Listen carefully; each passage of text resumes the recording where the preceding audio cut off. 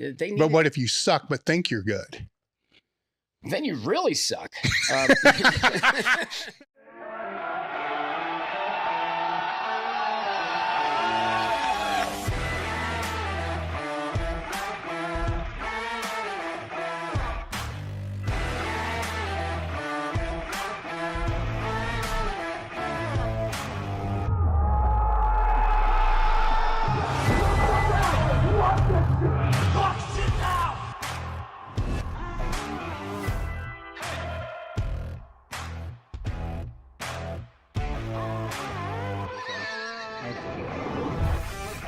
It's time to sit down, keep it real, and cut the bullshit. Welcome to Table Talk.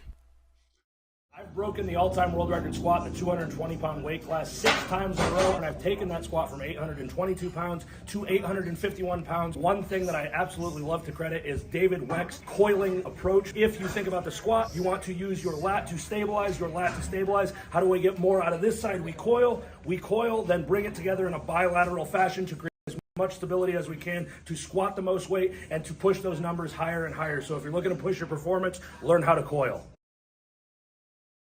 I think most of us would agree that getting a coach is a great step forward that an athlete can make to make greater progress. What if you had a whole bunch of coaches and a whole bunch of driven elite level athletes and like-minded people all in your corner trying to make you better? That's exactly what you're going to get with the Table Talk Discord crew. Would I join again? Absolutely. And I will continue to be a member of the Discord group as long as it's active. I've been a big fan of Table Talk over the last couple of years. It's one of my top podcasts that I listen to. So once Dave Tate announced that there would be a Discord crew, it was a no-brainer for me to join. It's been overwhelmingly positive experience. One of the biggest benefits of being in the Discord crew, form checks. I work out in my garage by myself. I don't have people to cue me, to correct me, to coach me, anything like that. So being able to hop on the Discord, post my videos, and having elite top-level powerlifters and coaches able to give me real-time feedback that, hey man, you need to tweak this, you need to work on this, do some more accessories here, has been a huge, huge benefit. I've seen my progression as a lifter make jumps just because of that. There's so much info on the Discord group for the members, thousands of articles, tons of ebooks, and really the best thing about it, it's like you're back in the gym, you're busting other people's balls sometimes. At the same time, you're getting really good information. It's been a blessing for me this last year, and I really recommend it. All right, guys, we're back with another episode of Table Talk. Today, our guest is David Weck, the founder of the Weck Method and inventor of the BOSU ball and like 8 other things, which we'll get into all that stuff. I just kind of want to jump straight into this as soon as we can. Before we start getting into training modalities and all those other things, I want to go back a little bit. I know you played college football, so I don't want to go back that far. I want to get into your acting. When you were working as an actor / personal trainer, right? So instead of an actor waiter, right? It's actor personal trainer. Yes. So what made you decide to go down the acting rabbit hole? I went to Williams College where football was my passion and Wall Street was my safety. Okay. I was going to be a millionaire no matter what. I'm going to win at life. Okay. I went to a very prestigious academic institution, majored in political economy, graduated with honors, but I was there to play football, drink beer, and meet girls, and grades were to cover my ass for later. Mm-hmm. Okay. I almost went into coaching for football. Bill Belichick went to Wesleyan, which is one of the sister schools to Williams, and I wrote a letter to Bill Belichick, did a personality profile, and by that time I realized I didn't want to lead the nomadic existence of climbing the coaching ladder where you have no control over your geography. Yeah. If the job opens up, if the regime changes, bing, ding, ding, ding, and I didn't want that. I worked on Wall Street for a summer, and I realized, okay, am I just going to play for the points and add them up and take a train and 2.5 kids? Yeah. 6-car garage. It just wasn't fulfilling for me. And I had a friend who was in a movie called Clerks, which was a New Jersey, $135 budget, turned into a massive movie, Clerks, right? And my buddy is playing Olaf, the Russian rocker, and I'm sitting here in a suit on Wall Street, and I'm going, I like his position. I like his hand more than mine. Mm-hmm. So senior year Williams, I decided okay, I'm going to be an actor. And my father, very supportive, said, all right, go for it. I don't care that I just spent all that money on Yeah. you, right? Go for it.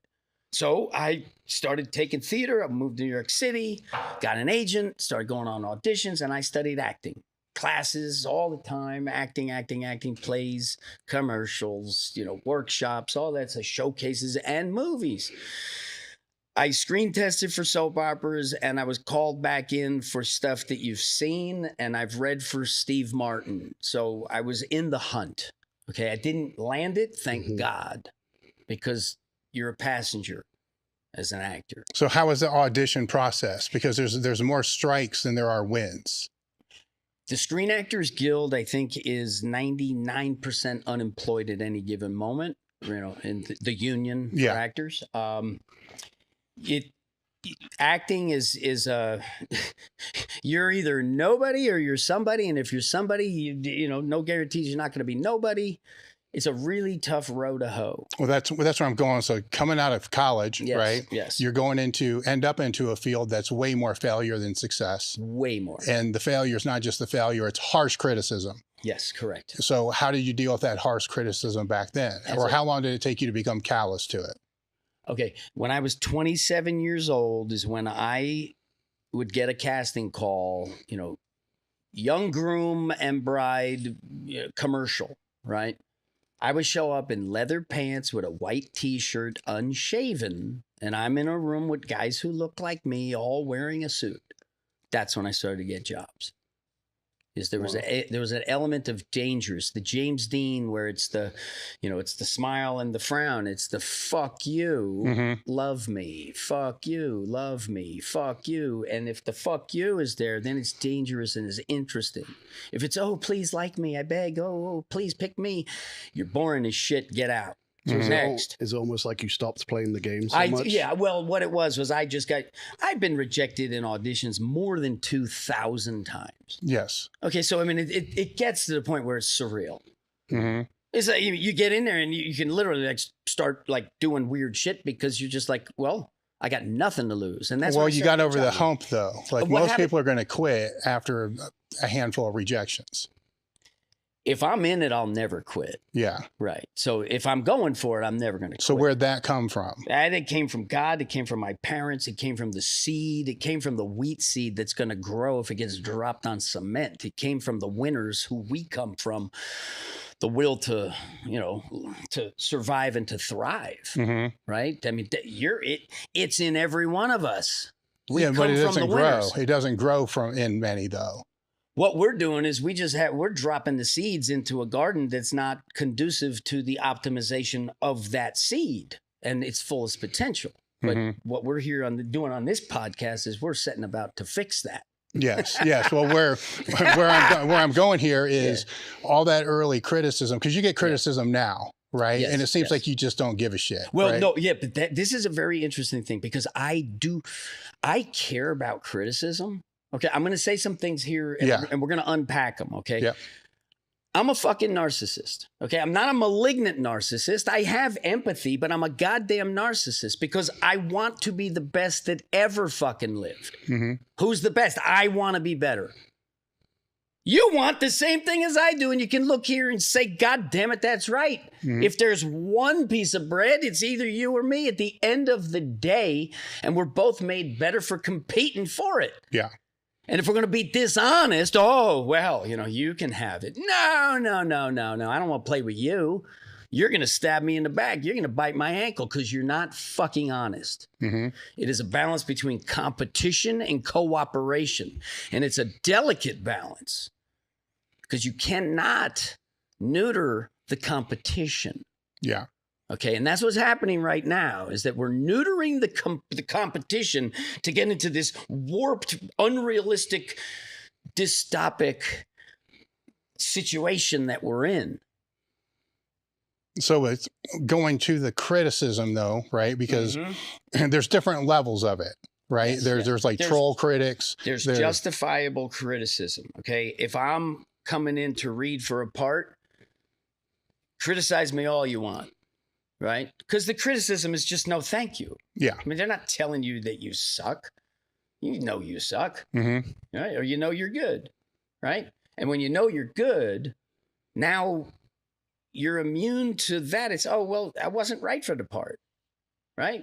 But what if you suck but think you're good? Then you really suck.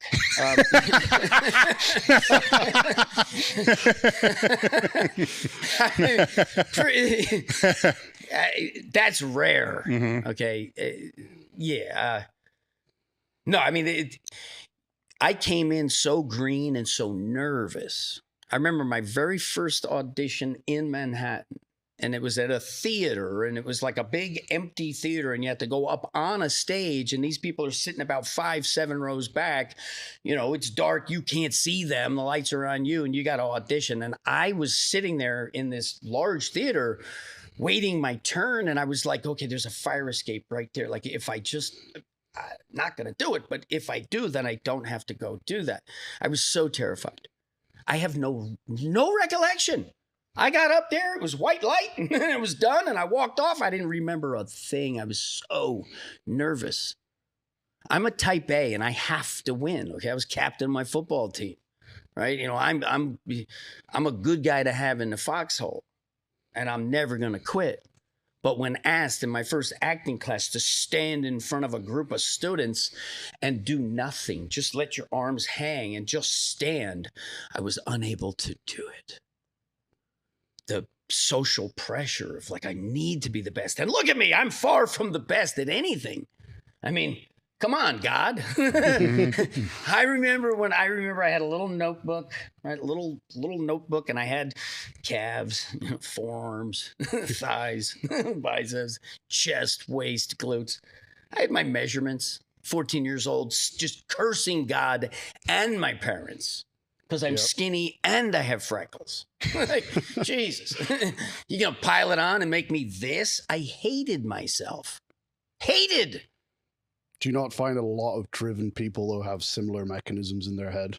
I think, both of you probably can relate very closely to what I'm That's talking why in a lot of circumstances, people Yes. almost assume that very driven people have very positive backing internally, when a lot of the time it's quite the opposite, right? Listen, avoiding pain is much more powerful than seeking pleasure. You know, if we're going to just sort of weigh the incentives and the motivators for human beings, right?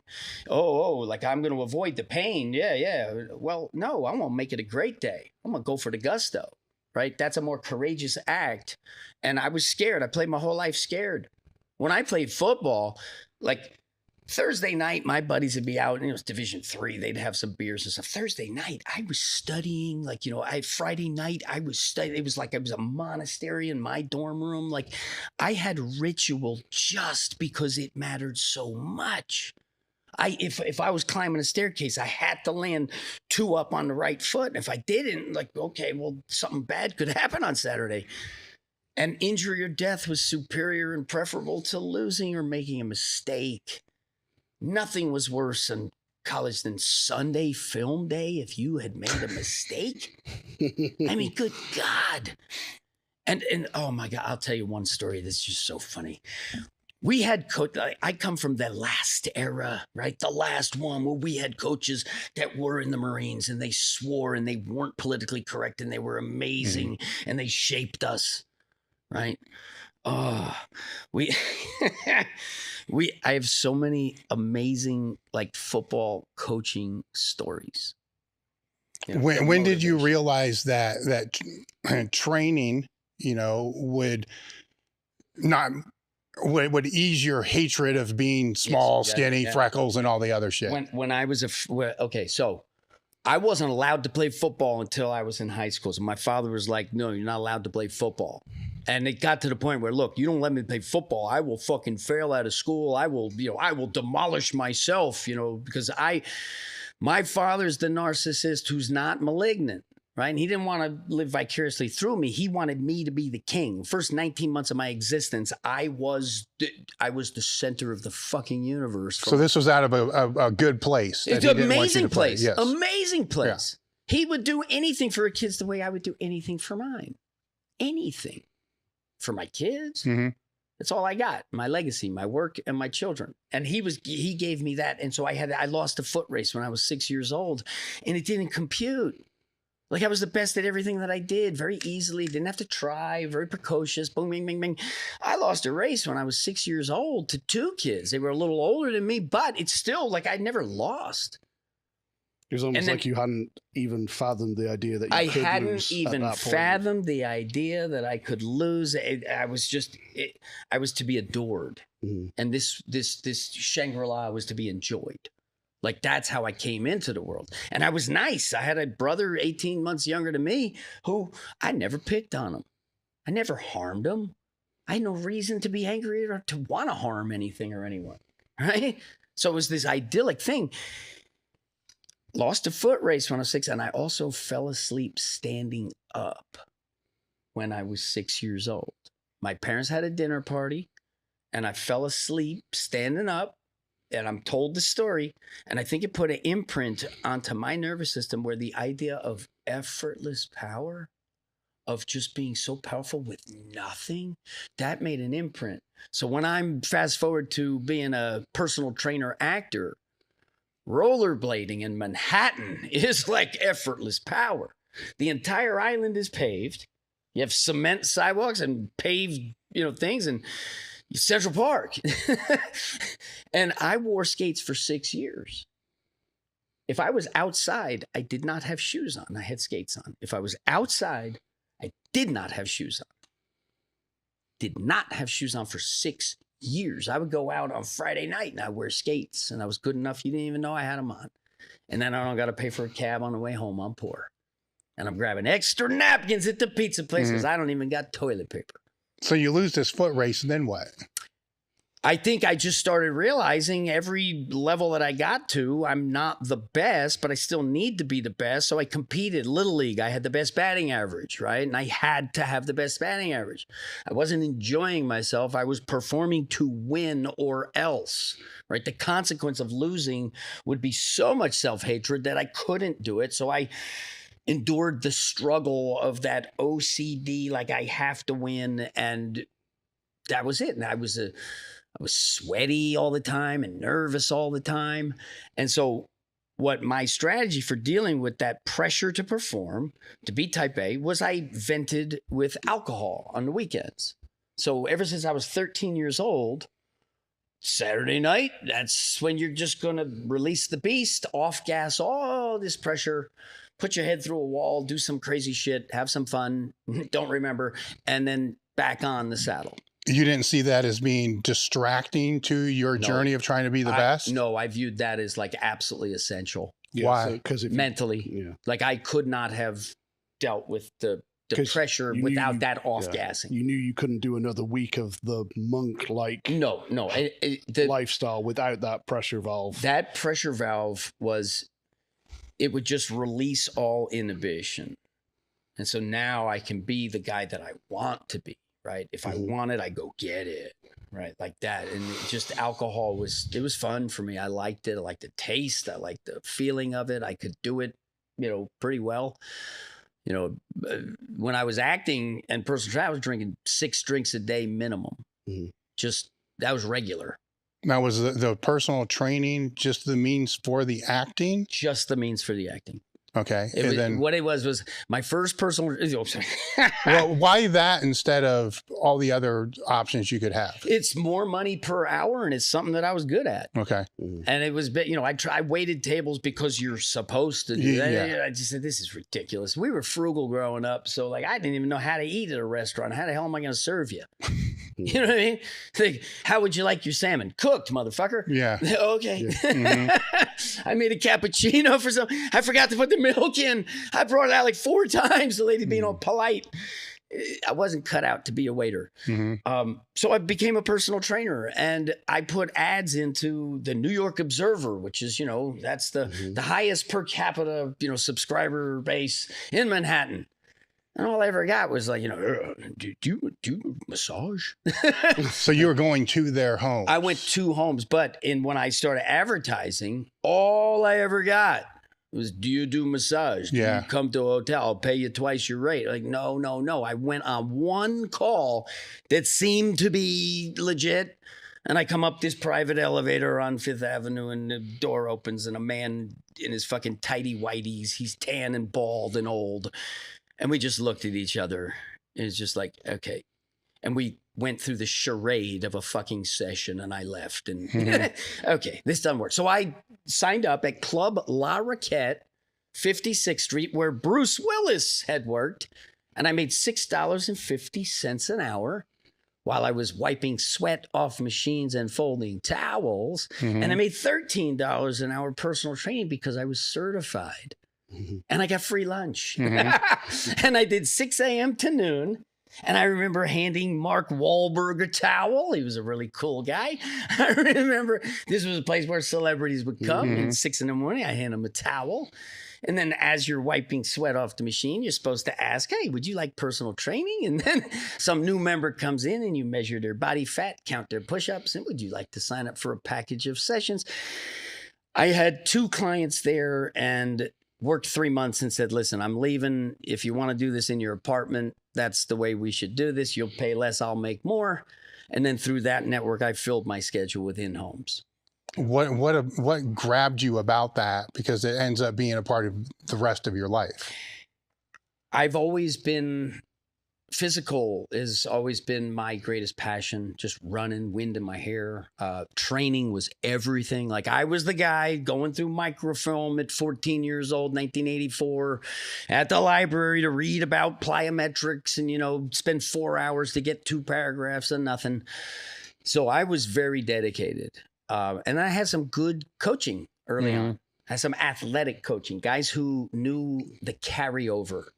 That the only reason why a guy like me is lifting weights past 14, I cared about being, you know, a static, but it very quickly morphed into bigger, faster, stronger. For you, was the motivation to delve deep into training for your own endeavors? And like you mentioned, so it was 2 because you had to win. 100%. You had to be the best physical 100%. specimen you could be. Yes. Therefore, you had to know as much about the training as you can because that's your leverage. 4.640. I ran a 4.640 and I could dunk a volleyball. Like I could dunk it. And I can't say I could dunk a basketball because I had to pretend to dunk a basketball. I let a little hair out, Brady, you know, deflate game basketball. I couldn't grab it, right? And with the basketball, I could actually make it look better if I went up with 2 hands and just like flicked my fingers. That was how I could make it look more like a dunk. But I couldn't dunk. But I could dunk with authority if I could hold it, right? And I could run a 4.640 and I chase down 4.5 on the field. There's something called game speed, right? Yeah. You know, you're going to run a little faster if the bear is chasing you than if you're chasing the bear. So how did you build that client base during that time? It was just word of mouth. Okay. And what I was I just had good instincts. I know my body. And they were either very high powered executives, like the highest level executives you can be.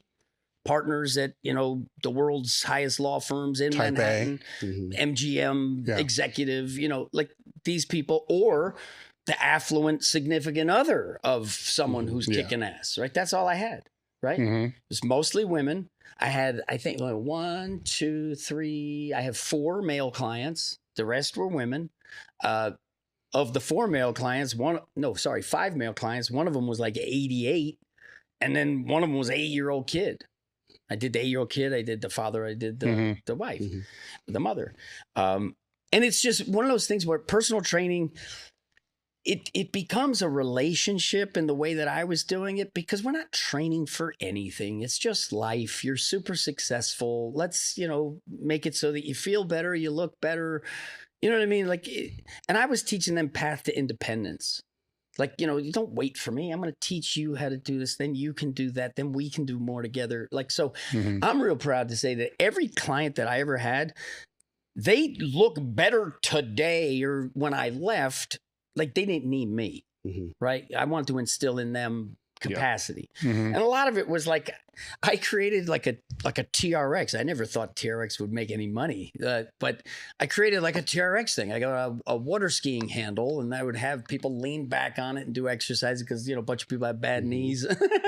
So, well, it's important to note they didn't have home gyms at that time. No, but no, I went to high school with some extraordinary guys 4 years older than me, one of whom was Neil O'Donnell, professional football player, Pittsburgh Steelers, New York Jets. I got to train football with pros and Div 1s, and then I go play Div 3. So I was very good at coverage at Div 3 because I was playing with pros.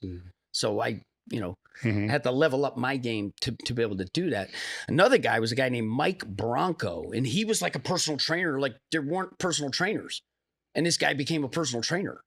Like we're talking about like 1987. Like there was no such thing as a personal trainer. And this guy was an Ironman triathlete who'd done like the Ironman like 10 times or something, like super fit. He was always like exercising, training people.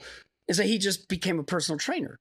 And he showed me how you take a broomstick, right? And you take a yoga mat, a towel, that's all you need. Add a couple elastics in there and you could train very effectively with just that stuff. At what point did the personal training come ahead of acting? Never. Like I got a job where I was like doing a movie in Atlanta for 6 weeks. So I said, okay, my personal training schedule was subject to change upon anything to do with acting. Audition, whoops, we got to reschedule. Right. So it was 100% for the acting. All my clients knew that. They were rooting for me. You know what I mean? Yeah. I'd bring a little video. Oh, you see this commercial I did or whatever. And it was a relationship. Like I would do it differently now because I would treat it more like a business.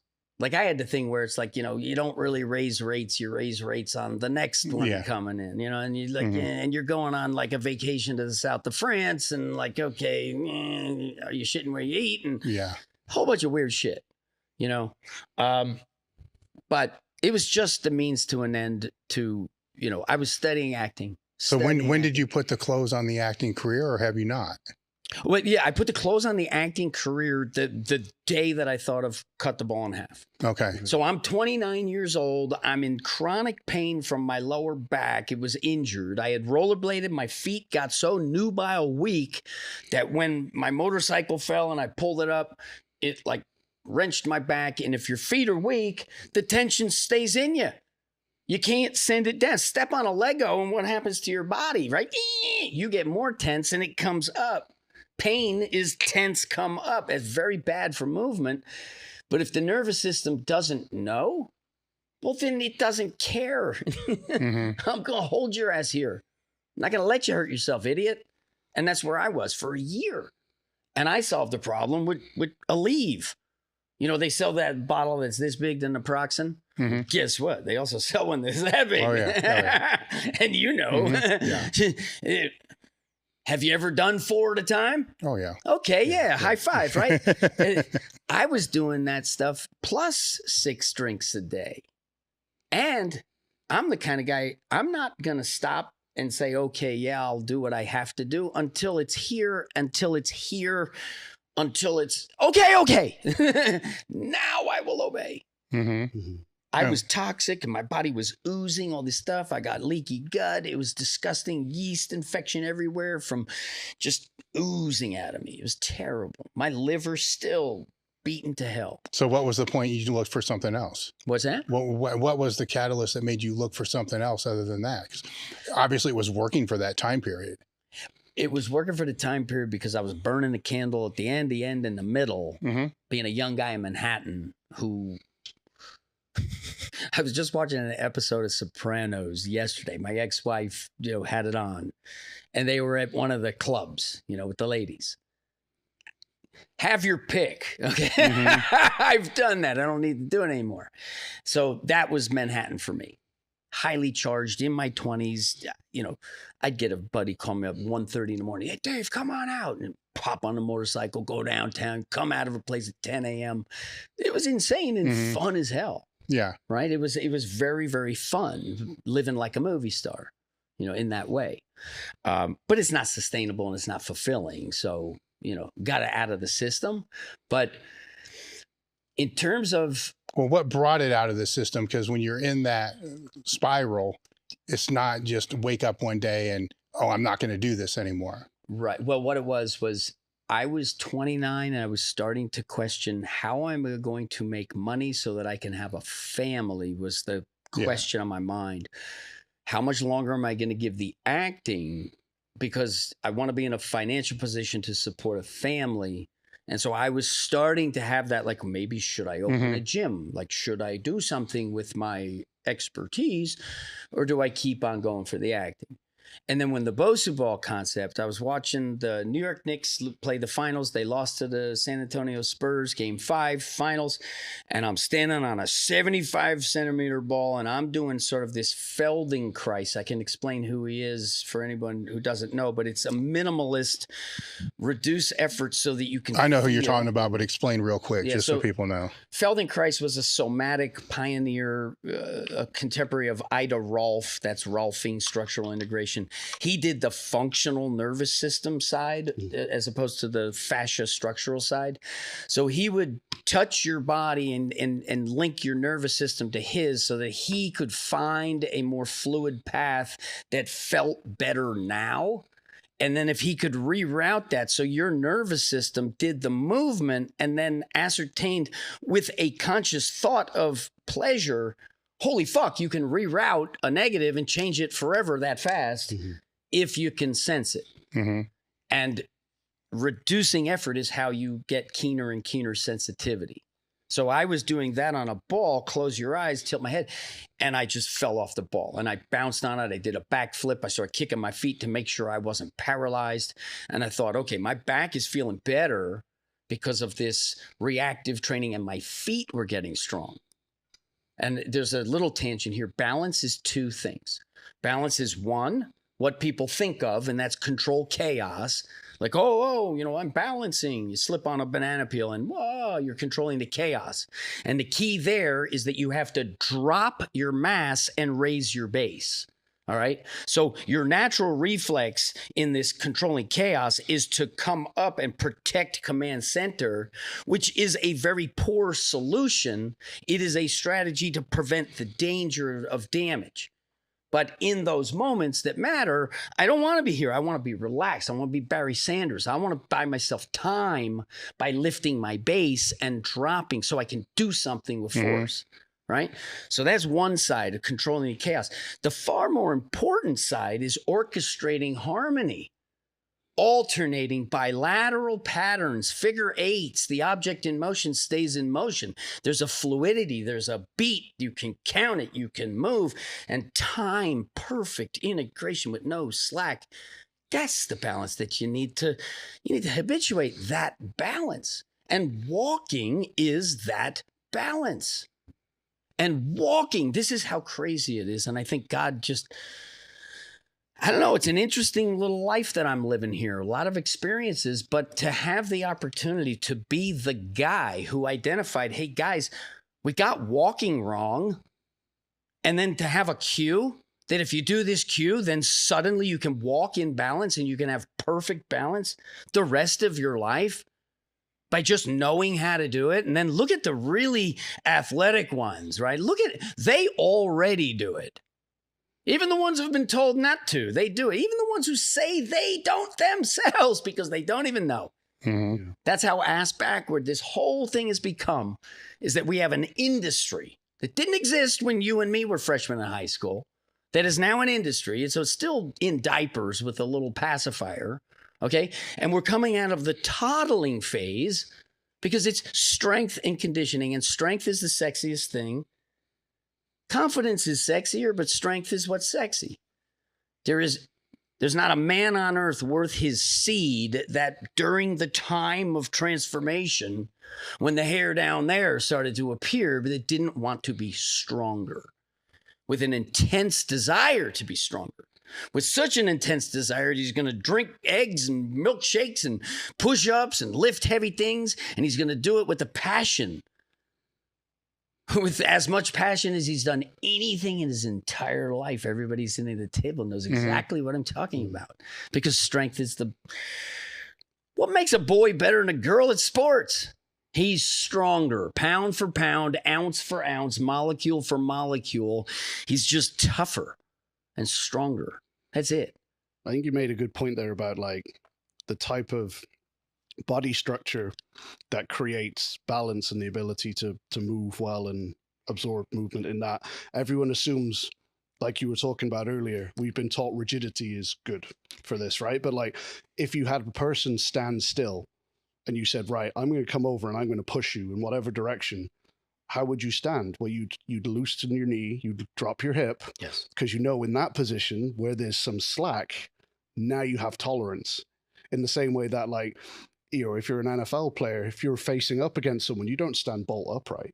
You've got no ability to twist, move, and fast. You assume the athletic position, as it's now become called. But I think the reason I bring that is because even at that fundamental level, people don't understand that necessarily, that balance and fluid movement and the ability to move quickly and change direction quickly has to come from almost a state of looseness, but controlled looseness, if you like, rather than stiffness. Does that make sense? Absolutely. And the words in which you use it to describe it, I mean, this is a case where people who disagree will often be closer than they think they are just because of the semantics. And we all have the burden of a unique selling proposition. And, you know, it's not car rental where I'm second best. I try harder. Okay, good. I don't want you as my strength coach.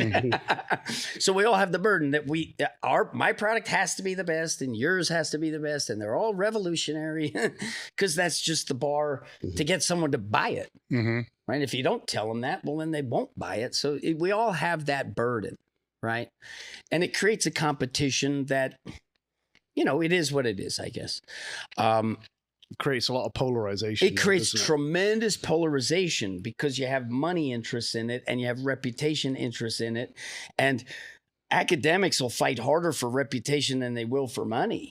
Yeah. I mean, I will, like, because for me, reputation is money. In the way I look at it, because I'm a big picture, long guy. Like at the end is when I care about how many chips I have, and I want to be able to eat in the meantime, right? So that's the way I shoot the fucking moon, baby. Give me every heart on the deck. I want them all. Yeah. So you end up on your ass after falling off the ball. Then that leads into the BOSU ball. That leads into what if I cut the ball in half? And this was .com. Money was everywhere. My brother had just rung it. You know, he has a big, 150 acre estate in Virginia with horses and stuff. And so like he hit the bell with a product on the internet that was making money in the .com, not just an idea. It was actually a business.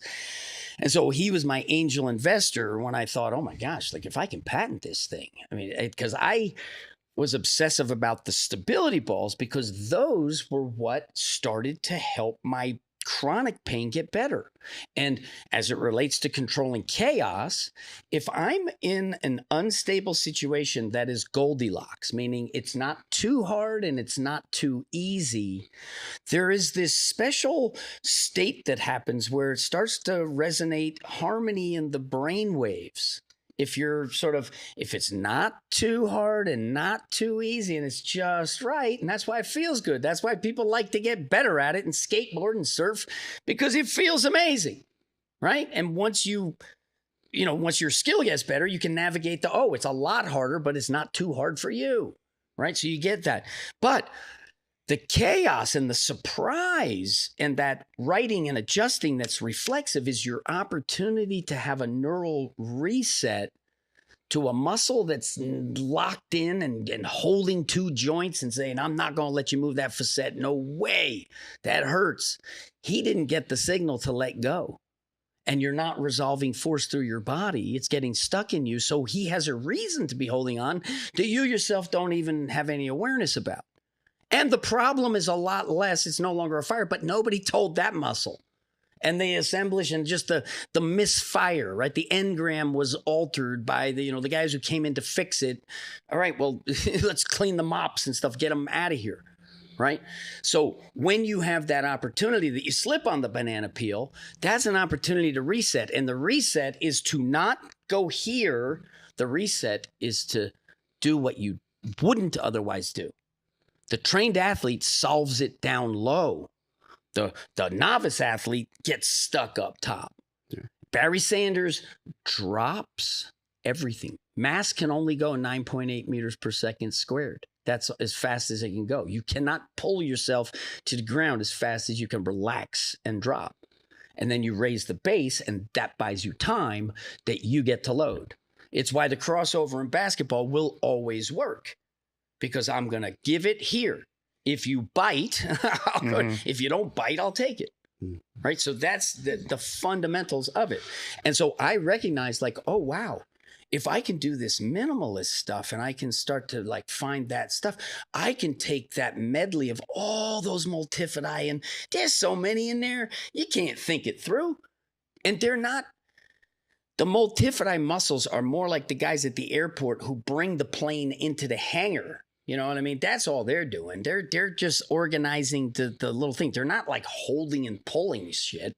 They're more like coordinated stuff, playing keys to make music. And what happens is you get hurt and you start training like Palloff presses. You're just learning to slam your forearm on the keys. And what happened in strength and conditioning, in my opinion, is that you had the incredible success of CrossFit, that basically in 1999, 2000, CrossFit was new and BOSU was new, right? CrossFit was basically just the check on, big fitness, Globo fitness, the lunk alert fitness, that it's like, hey, wait a minute here. We're just not going to pretend, and we're going to actually count how many pull-ups we can do and how much time. And Glassman really came up with this beautiful sort of scientific, this is work as we define it, and we're going to do this high intensity to be good at, the generalist at being super fit. And the shit that you can measure like that and get all the dirt off the car is sagittal, right? I can measure it, I can count it, I can put a barbell on. And Rogue went from whatever to, a 9,000 pound gorilla riding on CrossFit, and suddenly squatting became the most important human function on earth, right? Sitting is bad and squatting. You have to be able to do a deep squat. Otherwise you're not an adequate human being. You're not functional. You're not functional unless you can, like I'm talking little Asian man, weave a basket for 10 hours. So that became sort of the thing. And the ultimate expression of mobility in this game of lifting weights is the snatch. The snatch is sort of the hardest thing to do.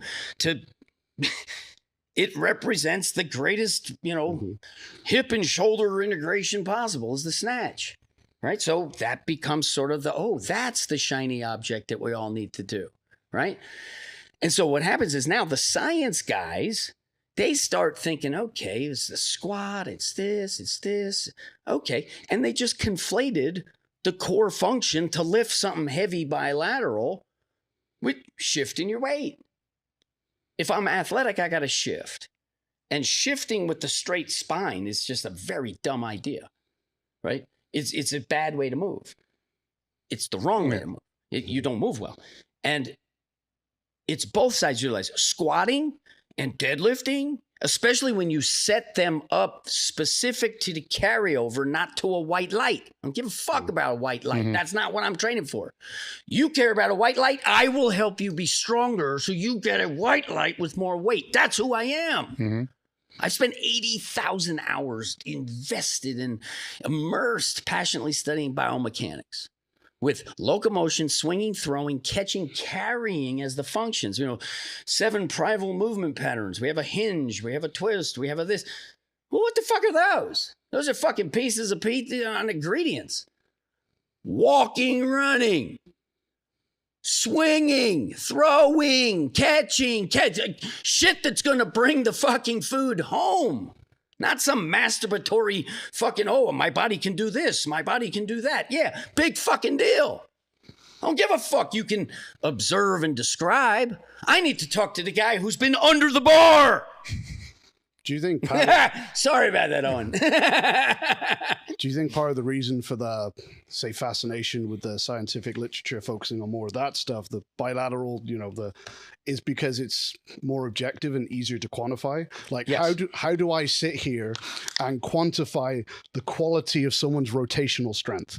Okay, maybe we can measure it in force output, but you can create rotational force with really shitty patterns, right? Yeah, the answer is yes, and here's the explanation. At Westside Barbell, you had a bunch of people all united by the common goal to get their name on a board written in chalk for 3 lifts. All right. And that you'd have cut off a limb to get there, wouldn't you?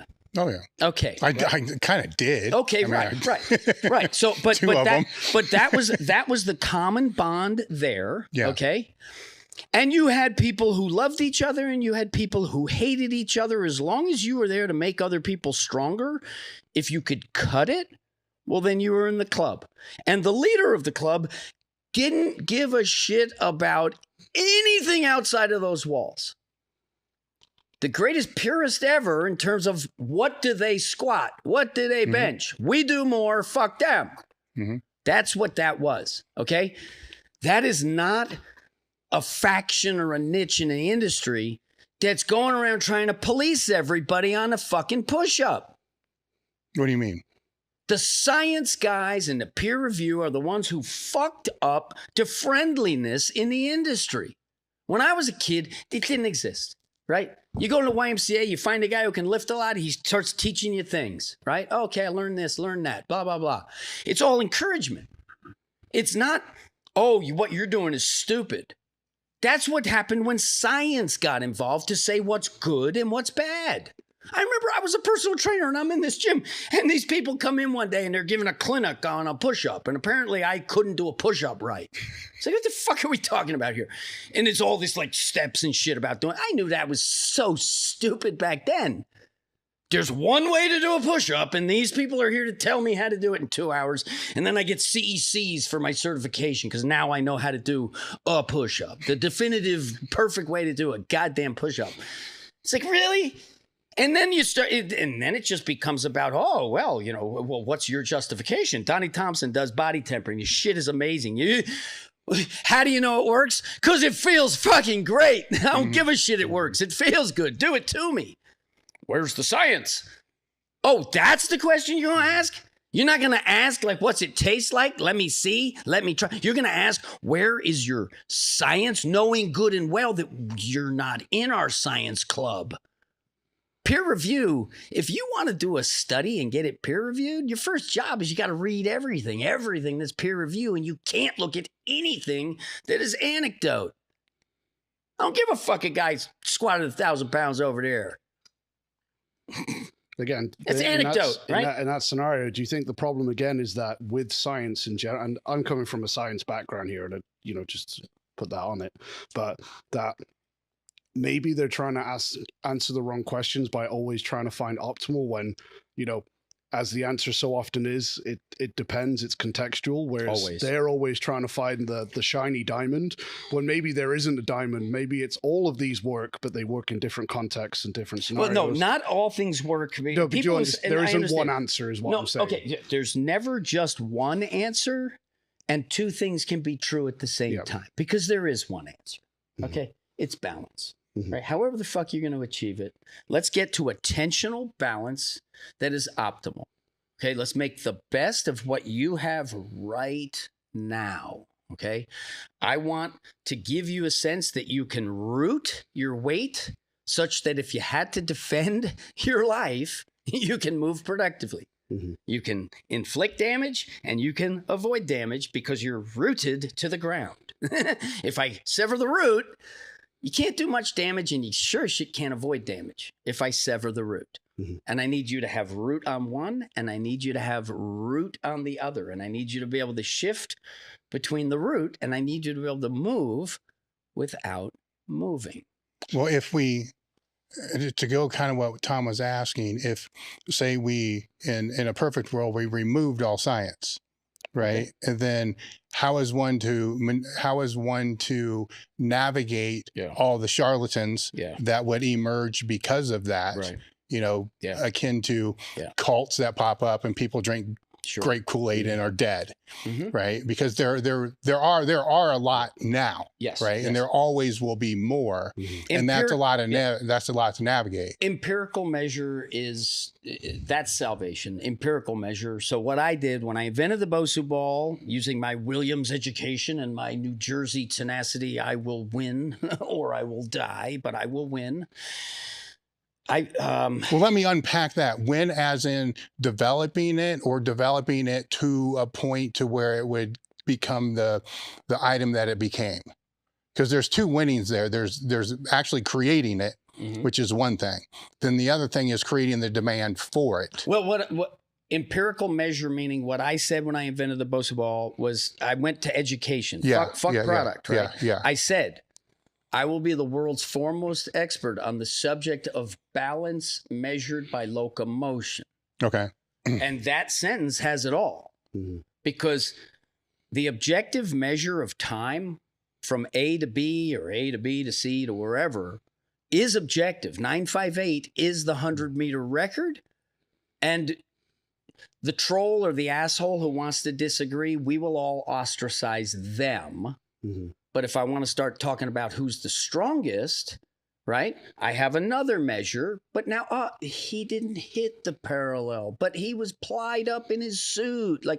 So we can start to now question the empiricism of what we're measuring. But time from here to there, it is so fucking pure. So that drive was a higher drive than creating the product. Yes. Science has objective measure. Otherwise, it's not science. So if you're going to study fight, very hard to understand the science of fight because it is subjective. Yes. So there's always a counter to a move, okay? And styles make fights. And A can beat B and B can beat C, but C can beat A. And so who's better? Yeah. Yeah, what I'm looking for is what is the drive to bring the product to market? Because that's not an easy thing to do. Okay, yeah, okay. Right? You see what I'm saying? Talking about that. If the drive is only the product, then the odds of that actually becoming something great is very low. If the drive is higher than the product, then the product's just a vehicle for the drive. Yeah, so basically I'm a guy who you know the expression have your cake and eat it too? Yeah. Well, I like to game it and say, well, if I half my cake, I can eat it too, right? If you cut it in half, you can eat it twice. So I like, I like to sort of, both sides. Yes. Right. Understand it completely. Because when I thought of the BOSU ball, I just thought cha-ching. I mean, whatever. I just thought, holy fuck, I'm going to sell millions of these things and I'm going to sell them forever. But did it unravel that way? Because I'm going to assume it didn't at the start. Well, here's what it is the product that you're describing of the person truly doesn't care and it's only a financial transaction for my benefit. That's the infomercial product. Yeah. Right. That's the leg magic. And you'll sell 7 million of them and then there's no more suckers to buy them and it's gone forever. No one who bought it ever uses it. And it's just, okay. Someone made money and a bunch of people, put off their own disgust and distaste with themselves by buying something that was the solution that they didn't use. Yes. Right. So that was definitely not what it was. But I'm going to be a millionaire. I'm going to have money. I won't have to go to a job. That is kick your heels. It's hard to fall asleep. When you really believe that that's what you got, it's one of the most electric feelings in the world. You don't need as much sleep and you could live on junk food for a while because that energy is the energy that I live for. So what did the early stages look like for you? The early stage for me in the beginning was ready, fire, aim. So I knew that if I could build a prototype and test and prove the concept and it was what I thought it was and I could get a patent on it, then I knew I could do it. Okay. And I basically just built a prototype the next day and inflated it the day after that. And it worked. And my father, he stood on, he said, Dave, if you can patent it, I think you're going to make a fortune. In your head at that moment in time, what was the BOSU ball going to do to the fitness world? Do you understand my? Yeah, that's an amazing question. What was it going to do in 5 years' time? What were people going to look back and say about it? If you understand what I mean. Wow. That is fantastic. What makes it a special product is that it allows you to fail at balance without consequence. You see, that there, sorry to cut you off, but I think that there is maybe where people misunderstand it. Totally misunderstand. Yeah, because people will get this idea in their head of people on one leg juggling. Yes. And they'll be like, okay, well, I'll get a BOSU ball and I'll stand on one leg and juggle. Oh, I can't do that. Oh, this thing's asinine. Yeah. Whereas what you're saying, to backtrack to what you said earlier, there's a sweet spot there's enough instability that you have to clue into that relaxed it's state. a unique instability because it's a stable unstable. When the dome is up, okay, remember I invented this thing because a ball. I fell and bust my ass on a ball. Okay, so the BOSU ball would not be the BOSU ball if it weren't dome up. So that's the intent was dome up. Dome, from the start. It is both sides, but but if it's just platform up, it's an unstable. It's just another fucking tool in the therapy room. I don't care, whatever. But the dome up, it is stable. That means that I can jump on it like a trampoline, but it's convex, not concave. Right? Which way do your feet collapse so you don't want them? Convex. Concave. Oh, that convexity, of the BOSU ball. That gives my feet now. I start to learn how to load my feet sequentially the way that I actually want to do it.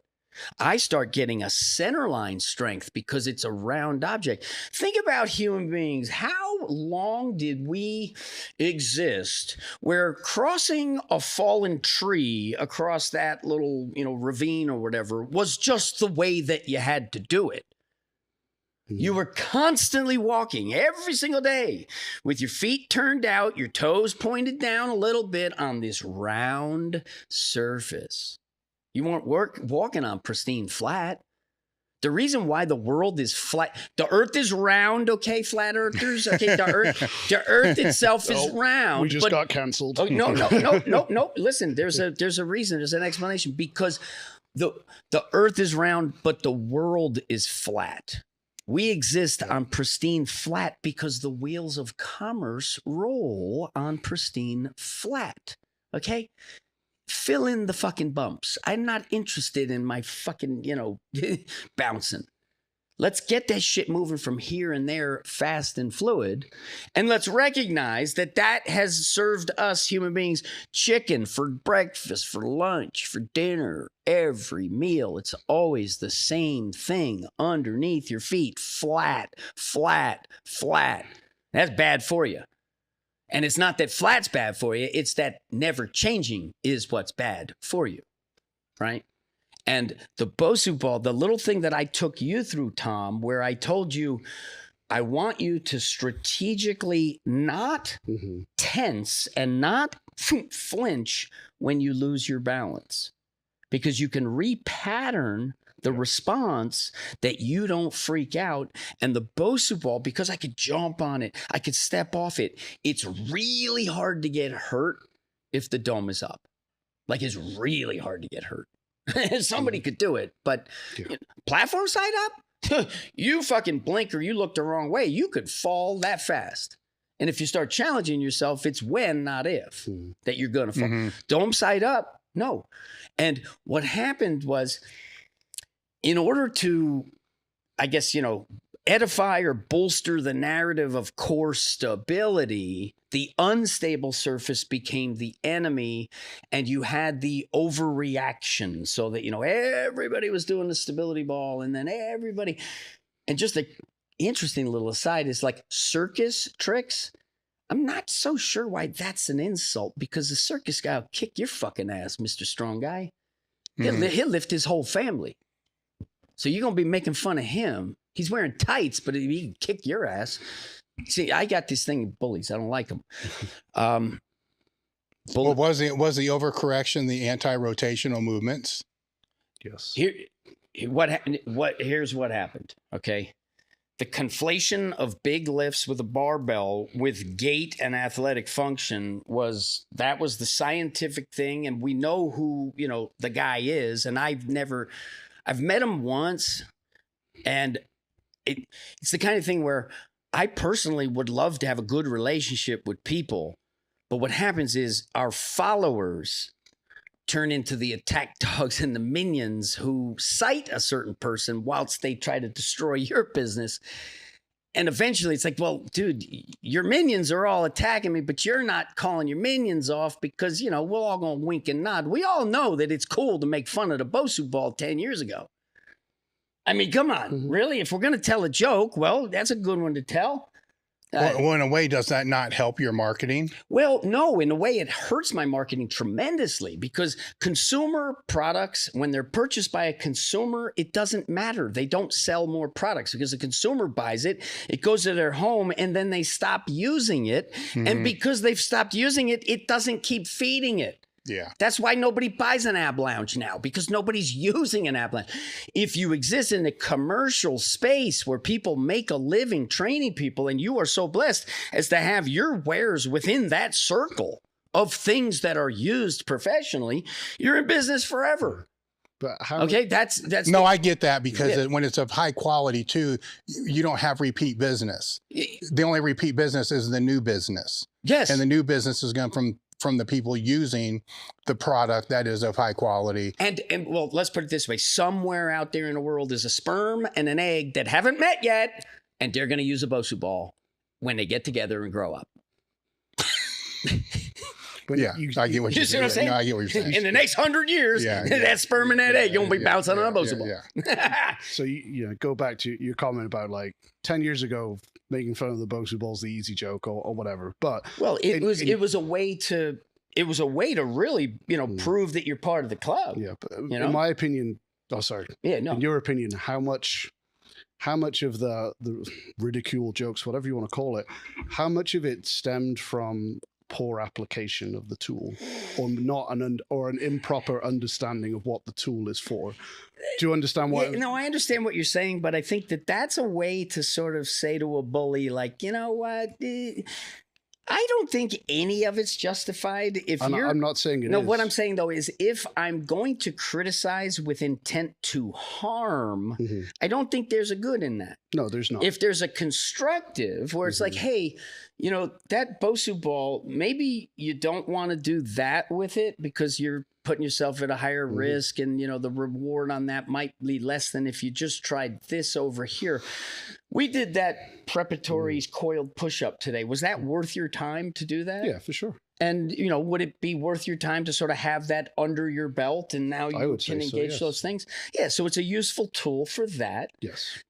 My best comeback I learned years later is, hammers. I fucking hate hammers. Every time I wash my window, the window breaks every time I wash it with the hammer.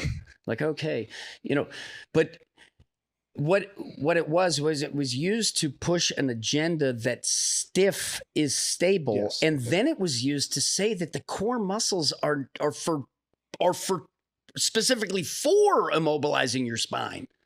Now you're taking license with fucking ancestors who had to hunt and saying shit that doesn't make sense. Like your core muscles are supposed, like, what the fuck are you talking about? Yeah. Like anti-extension, anti-flexion, anti-side bending, anti-rotation. What the fuck are we doing? You're movement training and I need to immobilize my spine so that I can move? If we start to just back up and start asking common sense, dude, you're a contractor for a living, right? You played baseball when you're a kid. You know nothing. What is a femur? What's a tibia? Okay, good. You know nothing. Is that a good idea? Like to throw a ball, you want your ball in sockets, right? To run, you want your ball in sock. It's a misconception. And then when an expert says, as the golfer's spine passes through neutral, that's where the indignation from someone like me, that if you're going to describe a physical act and you're going to describe it in a manner that isn't the way it actually is, because if we watch it together with me. Yeah, let's watch it. When was he neutral? He was never neutral. So he never passed through neutral. And so this idea of, it comes to neutral, that's a pretty picture and an image in your mind. It is not reality. And I have a problem with that. Yeah. And I would not be so personally invested in this had I not had like more shit slung at my bows. Like, I can't even describe it. For 10 years, I held my tongue. I didn't say anything because I knew that if I said even a peep, I would be putting gas on the fire, right? I'm just going to fuel that. And why it's bad for my business is you go into a college weight room, okay? Where's the BOSU ball? Oh, if it's there, it's underneath the dumbbell rack and it's got dust on it. And if it's there, it means they haven't thrown it out yet. Because when it was there in 2003 or whenever the fuck it got there, it wasn't this pariah, right? And some of them were inflated less because they used them specifically for that one little thing to do with the San Francisco 49ers because Dwayne Carlisle knew how to use it for that.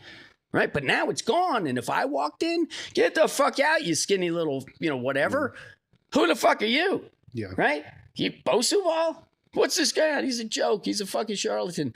That's what I had to deal with. And as a guy from New Jersey, that is very insulting. I guess. Sorry. And you don't understand that I'm here to help you get stronger. And so that just piled on me. And then when I figured out head over foot, I'm like, okay, yes, this is the universal. It's like, okay, now I have the ultimate goodwill. I have the ultimate cue for the ultimate creature comfort for a human being that if you do it, it didn't cost you a cent. And if you do it for 3 weeks to the point where you do it and you don't got to think about it, you have balance.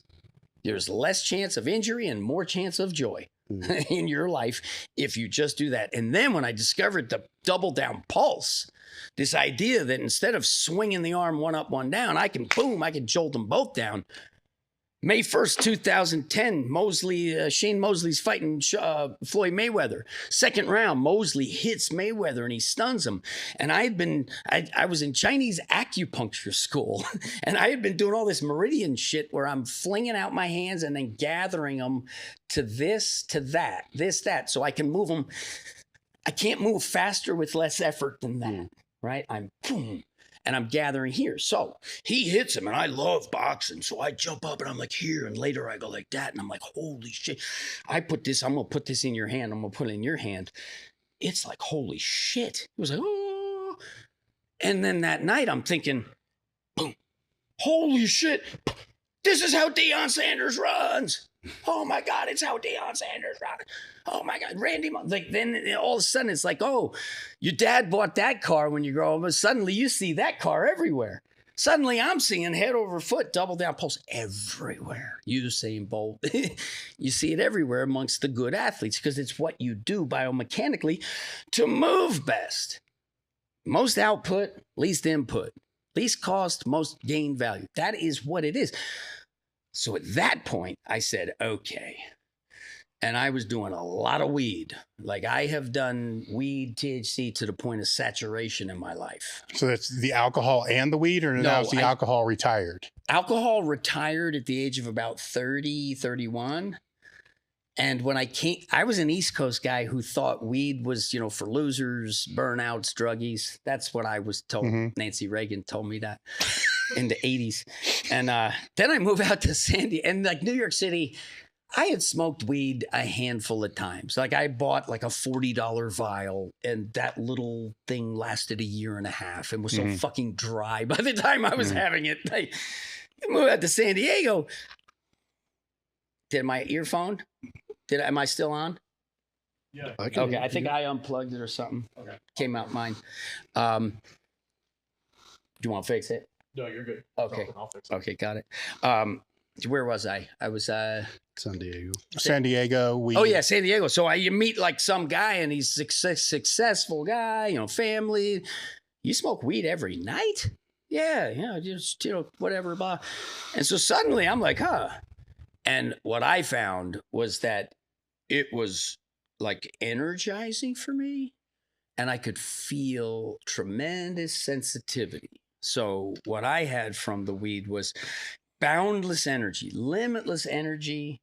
And I could feel like if you're going to spin a basketball, like you could feel the flow of it. So that's what it gave me. And that was very, very magnetic, that feeling. Especially for a little guy who the only chance I have against one of you guys is that I have the sensitivity to position myself where and when I need to be, because if I go against you, I lose because you're just better than me. So I have to be about movement and winning that way. And the weed really helped me do that. And I got separated in 2010 because it'd be hard to live with this intensity, I can imagine. And so I holed up in this estate in San Diego. It was the old Jessup estate, these jewelers. It was an acre and a half, and it looked over the city. You could see the mountains. Nobody could see me. And I would like get up 6 a.m. I'd pour $60 of hash oil into a pot of coffee, Pete's Dark. And that, by 6:30 a.m., we were $60 in. And that was just the beginning. I would spend like 4 or 5 days just in the same pair of underwear, just like fucking like packing chi and walking in circles and shit, just getting really, really deep into my relationship with movement, like going completely out of balance mentally to find like this just incredible balance physically. So at that point, I assume you're financially free. Yeah. I mean, we could always use more. Yeah. And I can't go as fast as I want to go because I'm not in a financial position where it's like I can have, 4 engineers on staff. I come in at 8 a.m, 4 p.m, drop it in a fish bowl and see a bubble, say, get back to work. That's the iPhone story. But yeah, no, the BOSU ball has been very successful, and I have used those resources to invest back in, right? So, and I'm a guy who I truly don't care about certain things, like an automobile. I just truly don't care. I had a Tesla X that was tricked out, and I washed it twice in 2 years. And just the charge anxiety is like, fuck it. And I drive like a 2012 Honda with dents, and you can't even sit in the back seat. There's so much shit in it. Because for me, I don't care. And like, I don't care about my perception of wealth. Like, I don't put anything on display. Did you before the ball took off? I mean, when you go to your high school reunion, when you first invent the BOSU ball, you're showing, hey, look at me. No, I mean as a motivation. Oh. Because you said when you first invented it, it's like, hell yeah, this is it. Oh, no, I still have financial aspirations. Yes. I have. Okay. I have the aspirations that are unchanged. I just don't need to spend money on certain things. Right? Yeah. As long as I'm eating the way I want to eat, essentially ordering, the food, not the price. There's a distinction, right? And if it says market price, holy shit, be careful. I guess in that scenario, you say like, you mentioned your relationship with your kids and how important that, like someone who internally is wealthy doesn't feel the need to show how wealthy they are. Yeah. In the same way that someone who's actually happy doesn't need to stand in the mirror and tell themselves, I will be happy 5 times when they get up in the morning, right? So yeah, I'd say that that's pretty accurate. And I have huge aspirations. I mean, the house that I want to build is going to cost 30, 50 million. I mean, it's going to be quite a place because I want to build my little Shangri-La where like I don't have to leave and everybody who I want to come visit, you're welcome. I want to be able to push a fucking button and the 100-meter track out back goes. Like I want to, there's no end to what I want. Right. And I think humanity is at a juncture right now where technology can either be better than you could imagine, fucking Shangri-La, or hell on earth. And it's going to be one or the other. And if you could get AI so that the mandate for its very existence is to enhance the human experience. Be very careful how you define enhance. Be very careful how you define human experience. But if we could get the machine to do that, arts, leisure, amazing stories to God's glory. And I think that a physical education revolution where we restore physical integrity to human beings before you had the ability to live without movement proficiency. So if we look at the human timeline, right? Go back as far as you want, tell whatever story you want to tell. When I didn't have the technological capacity to just not have to do it myself, I had to be efficient. There was if I have to eat that bird, well, then I have to throw this rock or stick very efficiently because I only get one chance, and I'm either going to eat it because I'm efficient, so I'm going to learn how to be efficient because I'm going to eat it. Yeah. So the thing becomes a tautological, self-fulfilling prophecy that if you do the things that God said you got to do to live without the benefit of the aggregation of all the intelligence that came before, philosophers of old used to be badasses, physically and mentally. Philosophers today are pencil neck geeks who don't know shit. I mean, there's one guy, right? Super smart guy, Sam Harris. Oh, I'm an atheist. Oh, like to me, that's not smart. To me, that's not smart. And I would say that, okay, maybe on an IQ test, the guy's pretty smart. But I would say that I would question the essence of your intelligence if that is your hard and fast position. And that's, that would be an interesting debate. Be a really interesting debate. What's your premise for that opinion, out of curiosity? I just think if you're an atheist, so intelligent design, okay? That's a very intimidating thing because it requires you to now fill in a picture of whatever the fuck is intelligent, right? It's a little easier to say, it's nothing. It's just random. Lightning bolt struck some fucking soup and now you had a little thing and whatever. It's an easy way to do it, I think, because the other one, there's all sorts of responsibilities. Is this eternal? Does it end? All these questions that now change my behavior here and now. Whereas if it's just some fucking accident, what's the point? And then I don't think values matter. If there is no purpose, it's just an accident. Maybe it doesn't matter if you're a boy or a girl. Maybe I'll identify as 7 in a, kids wrestling match and fucking win the gold, right? I'll get pats on my back. Everybody's going to be celebrating how inclusive and amazing I am because I decided that I needed to be showered in praise for some extortion over, your thoughts and opinions. I mean, we're living in a world right now that is so preposterous. So are the values nurture or nature? Well, that's the amazing thing. The values are both, but the nurture can turn it upside down and make it anything you want it to be. A human being is plastic. If I want you to be a dog, I just raise you with dogs. You don't speak English, you don't get exposed to it.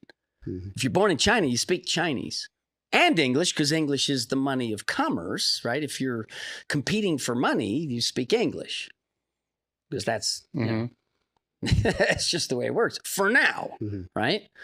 The jeopardy of that changing is, upon us now. Yeah. So what I see the sky has always been falling and, humanity's always been on the brink of disaster forever. No matter when, it's always been that way. Okay. And it's been getting better. Any metric, it's better to be alive now than it was then, according to what we know. Right.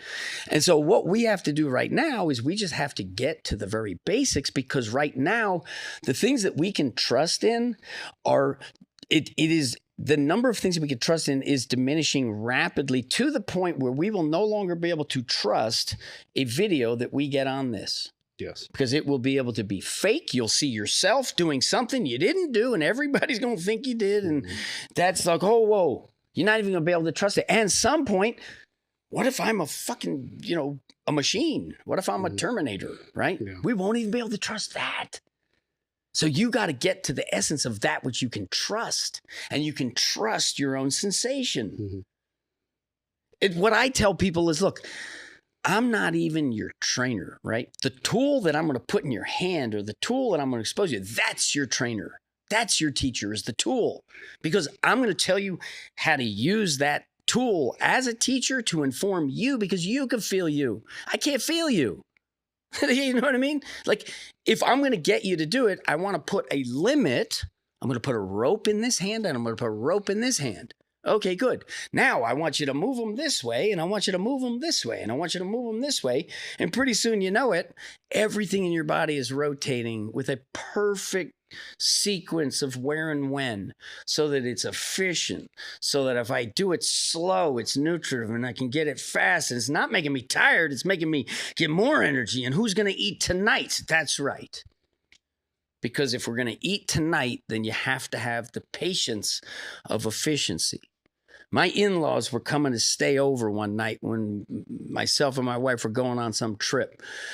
And there was a mouse in the kitchen. Uh-oh.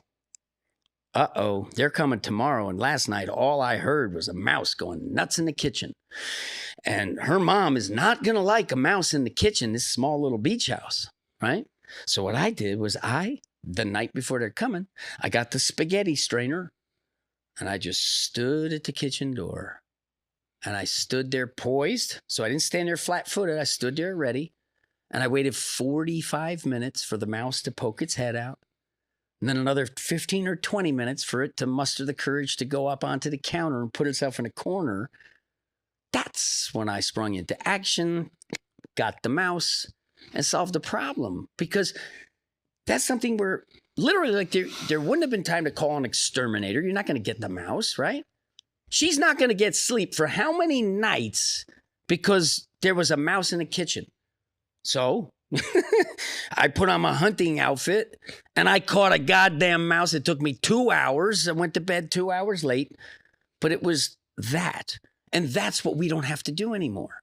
Yeah, well, that's you know what I mean? train- Like, it's Thanksgiving coming up. Okay, well, what are we going to eat?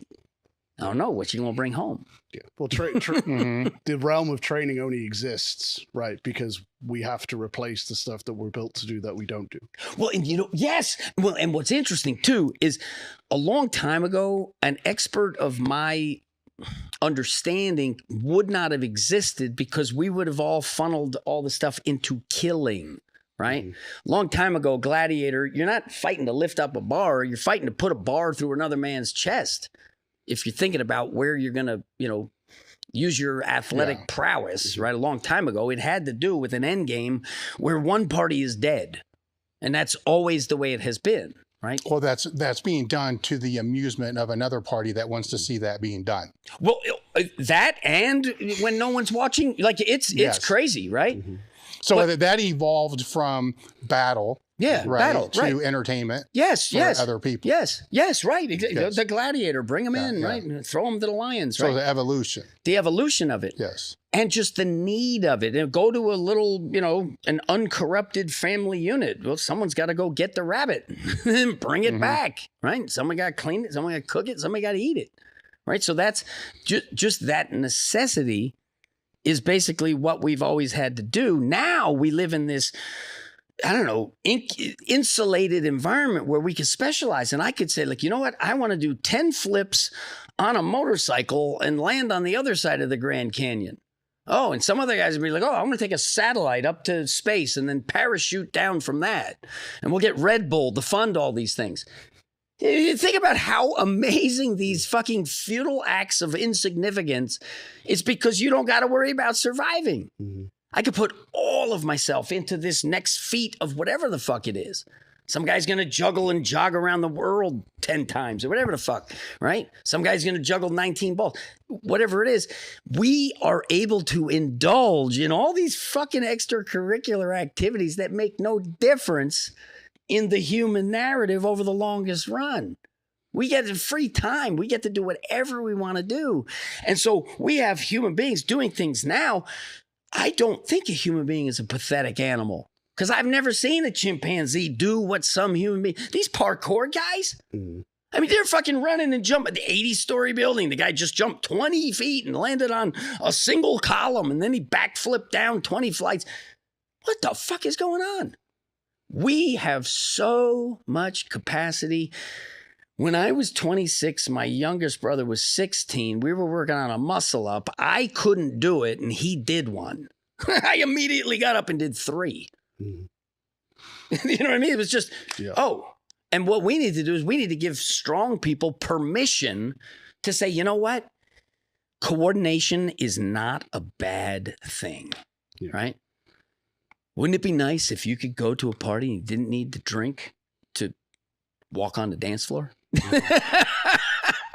on that kind of note, you're saying like now we have the freedom or the luxury to kind of hone all our energy into physical endeavors that are not life or death. Yeah. And it's amazing. They can be done because they are there to be done and no other reason. So on that note, in various endeavors then, on that asymptotic kind of scale that you mentioned here, how close do you think we are to actual peak human performance in some areas?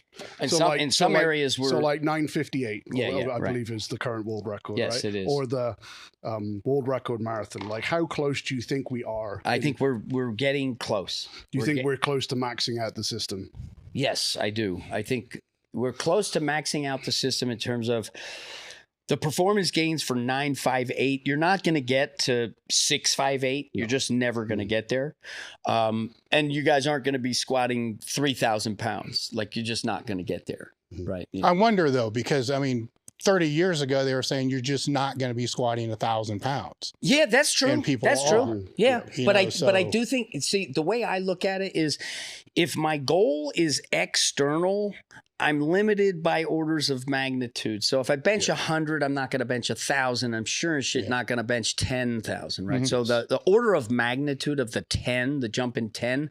But if you change the focus to internal, now you have a few orders of magnitude where you can go deeper in and deeper in.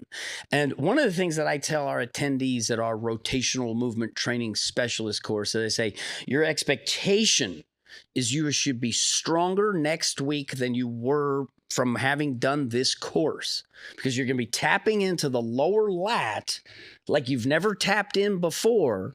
So your expectation is that you should be stronger. Okay, like, I want you hunting for it. I want you trying for it. I want you to figure out where you're at now, and then next week, see if you're stronger. And then we get a guy, dude, I did a 640 pound, squat, and if it were a competition, it had been 675. It felt so easy. And it was a PR. My right-hand man, Chris Chamberlain, eroding weakness on Instagram, pound for pound, one of the strongest guys you'll meet. I mean, this guy, I met him, spent a half hour with him. He did a 40-pound PR. 40-pound PR in a bent press, or in a one-arm press with the bent press. 40 pounds. I think So and what it was is he tapped into his coiled lat. I meant move without moving. You're stronger, you're better. And he realized he appreciated that. And he came in, and I showed him the ropes. And this guy devoured the rope. The ropes is just a muscle memory game. That's all it is. The ropes will attenuate perfect. It's two tin cans, and they can hear each other every second. Your right hand, your left hand, the non-dominant, the dominant. You move your hands, and the rope is the feedback. The rope tells you the truth, and it's timing, and it's beat. When I'm jumping a rope, it's syncopated. It means hands down, feet up. I'm like floating, not moving. Very valuable, right? A boxer. I want to be able to change without change, so I can be here, I can be here, right? I can change. I can be here and be in a power punch, or bink, be in a offhand punch, just because I changed my feet without changing my center, right? Float like a butterfly, right? The rope flow, I don't have to jump the rope, which means I have to rotate. And I'm getting a unified everything down, everything up. And the power and wisdom in that is everything down, everything up. The quality and the means by which you deliver the pitch to the ground will determine your capacity to hit a beautiful home run off it. You hear a lot of trainers in the industry today saying, it comes from the ground up. Okay, but that's page 2. Page 1 is it goes down to the ground. And then it comes up. So, I think...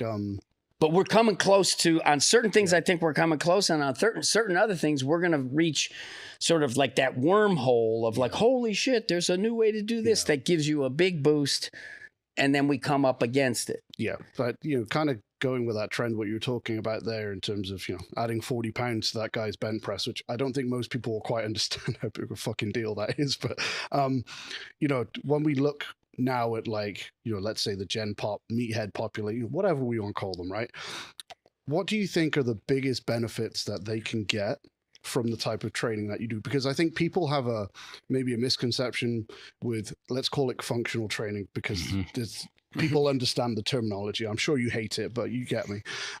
Let's define it though first, right? Because right. this BOSU thing's coming up kind of alongside of kind of the back end of the real big first functional training push, which was maybe the decade before. Yeah. Because it was a little bit before the stability ball originally. Yes. Right. So, and kind of like conjugate, that's been convoluted so many different ways. Right. That to move forward, you know, how are you defining that functional so we can stay on the same page? Okay. So in this circumstance, I'm looking at training human movement patterns that are not the bilateral movement patterns, that are more focused on fluid, rhythmic movement and or rotational movement. Okay. To kind of put it in that box. Gotcha. Because that's kind of a lot of what we covered today with that content. Yes. And I think the reason I want you to go into it and why it's beneficial for these athletes, because I think a lot of people make the misconception when they see trainers who are maybe large proponents of that type of thing, that their opinion is always that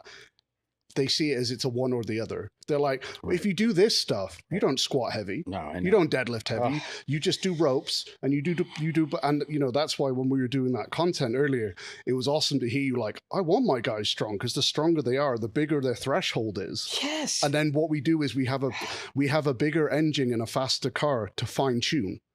Yeah. But I think people lose that. They think it becomes this one, I'm a functional trainer or I'm a me. People don't realize that it is the blend of both that gets the best out of the human being, regardless of what the end goal is, if you understand. Yeah. And again, it's this young industry with, you know, your unique selling proposition, and I'm going to zig when they're zagging, and that's getting popular. So that was the right time to zig, and barbells suck, and like, they're not natural. Like, who the fuck are you? Right. And functional training, the functional training and to speak of it in the pejorative, was suddenly people cared about touching your toes and not being strong. Yeah. It's like, oh, I'm supposed to be able to shuffle to my side, touch my toe, and then shuffle over there. Oh, great. I'm so functional. Well, some of that's an overcorrection too. Well, that's what I'm saying. I can't lift this, but I can do this. So now I'm better than the person that can lift that. And it is such a case where it's just an immaturity of an industry that tends to be populated by guys who, in any other circumstance, they're winners. You drop them, they're a hunter-gatherer. They'll win in any environment. Personal training, I'm a strong guy. I'm capable. I know how to get people strong. Like, you know, if there's people cut from a cloth who gravitate toward the instruction of exercise for others. And the most valuable instructors are those who've been through the fire, who, like, I'm not going to go learn guitar from a guy who only knows the saxophone. Like, he doesn't have the reps doing the specificity that needs to be done. And in fitness, again, it's just this marketing, and a lot of the basics aren't sexy marketing, right? So, I mean, you sort of have to have this new approach, and you can't fault it all the way, but when we start just Xing out things and just unequivocally, barbells are bad, for example, which some functional guy might say. I mean, some have said it. Oh, yes. Right? That's a stupid, ignorant statement, because the tool is only as useful as the person implementing it and how they're going to do it. We have a training system that came from Weck Method, literally built in the Weck Method lab with one of our incredible coaches, Alex Kanellis, called Landmine University. Okay. Basically, it's Weck Method, the principles encapsulated in how can you do it with a landmine. This guy, he was a state champion Iowa wrestler, unscored upon. He was a 295-pound offensive lineman at Iowa, had a weightlifting injury where the bar fell on his head, couldn't tie his shoes for a week, and the NFL was no longer in the cards. Wow. Okay. Wow. Right? Yeah. Humbled himself, said, I'm going to go be the high school strength coach. I'm going to be the best strength coach that I could possibly be, to be the best communicator that I can be. His high school won like 7 state championships in a row, football and wrestling, right? Because this guy knows how to. If I had a son who needed to perform better in an hour, I would give him to Alex. Alex, here, make him better in the 1 hour that you have, this precious time, right? So this guy, Alex, moved from Iowa to San Diego to be at the lab where he was, you know, he and Chris were the master head trainers. And basically what he did was he loved West Side. He loved conjugate. He loved strength training. He studied all the forms of it, and he wanted a way to practice the Weck Method principles as simple as possible, as strong as possible, as fast as possible for a room full of 12-year-olds. And that's what he's doing now. Mm-hmm. It's positions, right? So you literally get in a coiled position, you got a coil side, you got a long side, and then you switch. I mean, it's just paint by numbers. And within one session, you can take this relatively uncoordinated, neophyte kid, and he's getting in the right positions and he's transitioning to them. That's a barbell. That is a barbell. Mm-hmm. So the functional guy that has eliminated barbells, I've seen people like take a kettlebell and throw it in the garbage on a video saying it's such a bad thing. It's like, we're, you know what I mean? Like the environment of it. Yeah. And I went to a school where at Williams College, there's a lot of winners coming out of there. And I remember, winners can be assholes in terms of how competitive they are. You know what I mean? They like to poke you in the sides. I remember I was in Central Park and I'm like rollerblading through Central Park. And like one of my classmates was like riding a bike and we just happened to get in a conversation. Yeah, what are you doing these days? Like, no, I'm an actor. I'm a trainer. Oh, you're a personal trainer. Money must be real good in that, huh? He said as he cycles away laughing. Yeah, exactly. Because he's making money. And here I am like, getting extra napkins because, toilet paper costs money too. But but I think what it is the icons are reaching a level of maturation too, where your goals are more now aligned with the sustainability of your strength, not just the crest of your strength. And what would you do differently if you had to do it over again? You can ask those questions now. Yeah. And start to prescribe people like, hey, I have experience with this, and in hindsight, I would do that. I think you have a little better time at it. Well, that becomes that next stage of coaches, though. Yes. Right? And that's why all sports, I believe, have evolved over a period of time. Yeah. Because you'll have the ones that have been through it. Here's the mistakes. They're teaching somebody else.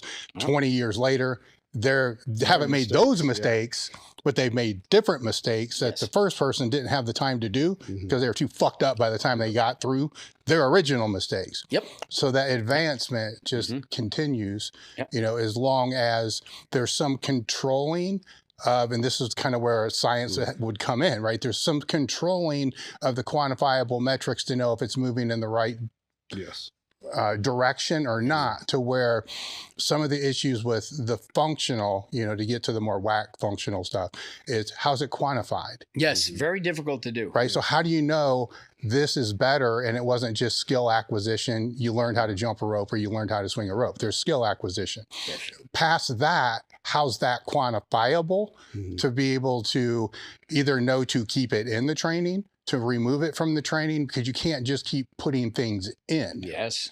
Right? Yeah. I guess, some CrossFitters do because they train 6 hours a day. But it's different because, the load is, the load isn't the variable as it would be in powerlifting, Olympic weightlifting, or combat like football impact.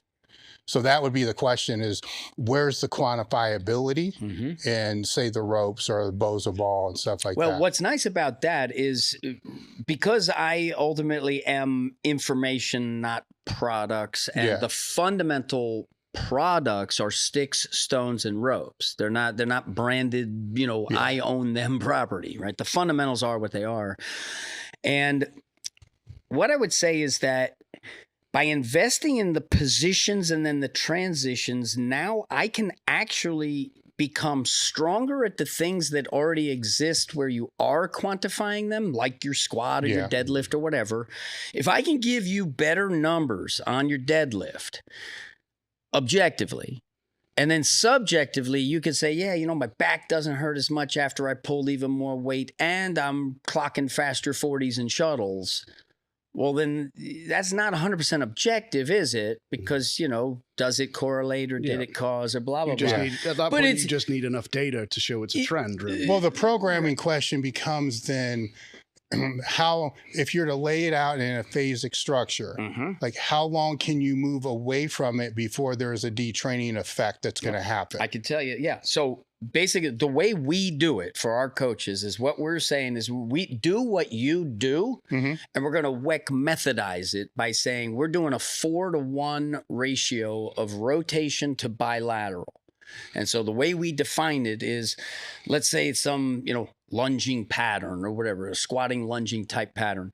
What we will do is we will train it on a coil side where it doesn't change. So we're training it on that one. So that's a 1 that we're calling rotation because it's not bilateral. Then we'll do another 1 on it on the other side. So that's 2 in the rotation category. Okay. Then let's say it's, it's on that squat or lunge or whatever. So now we're going to do some bilateral, like hold the stone, big squat, whatever. That would be the bilateral. So now we have 2 rotations to that 1 bilateral. And then we catch the other rotations by doing some rotational movement where we go from the coil to the coil. So we call that, when we switch, it's RMT. When we don't switch, it's CCT. This is the coiling core training. This is the rotational movement training. So it's 1, 2, 3, 4, and then 1 or whatever. And that's the way we will basically take what exists, and we can do that where we have now put that bias into bilateral, where we've differentiated to go deeper and longer, that when we put them together, you're stronger.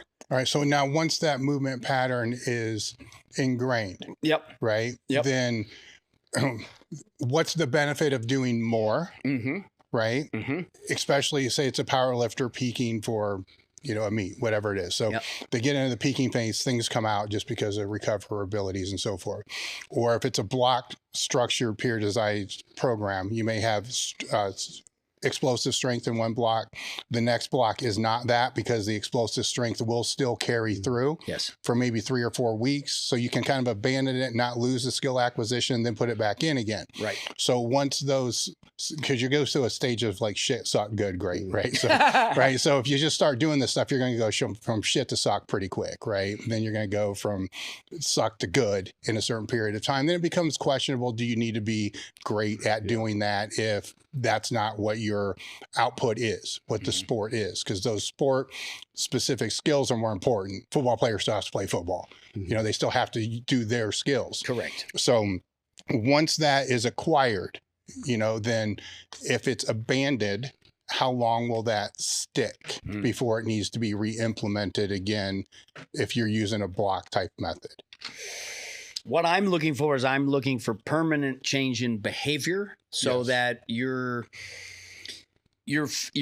becoming better at the funneling of force through the positioning and transitioning of your body. So it would be wash, rinse, repeat in terms of cycles, in terms of, the chemistry and the, what you're cooking. All I'm saying is that let's funnel that strength for more and more integration and always looking at the carryover. So for the power lifter, we'd be looking at like wedging yourself in the certain positions that are going to be fundamental to you, doing that best. And if it's a football guy, what position do you play? What are the skills we need to do? Let's make sure that as we're getting stronger objectively at what you already do, how are we widening the bandwidth so you're getting more and more carryover? And that would be the reason to continue to do so. I've broken the all-time world record squat in the 220-pound weight class 6 times in a row, and I've taken that squat from 822 pounds to 851 pounds. One thing that I absolutely love to credit is David Weck's coiling approach. If you think about the squat, you want to use your lat to stabilize, How do we get more out of this side? We coil, then bring it together in a bilateral fashion to create as much stability as we can to squat the most weight and to push those numbers higher and higher. So if you're looking to push your performance, learn how to coil.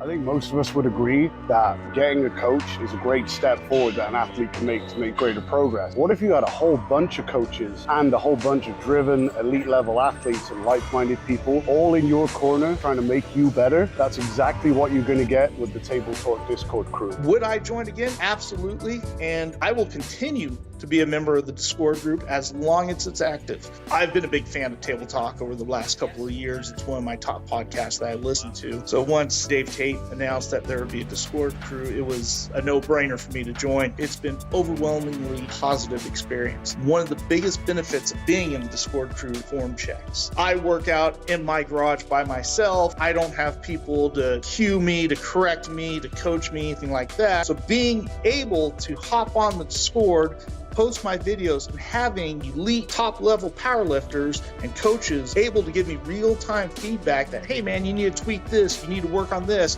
do some more accessories here, has been a huge, huge benefit. I've seen my progression as a lifter make jumps just because of that. There's so much info on the Discord group for the members, thousands of articles, tons of ebooks, and really the best thing about it, it's like you're back in the gym, you're busting other people's balls sometimes.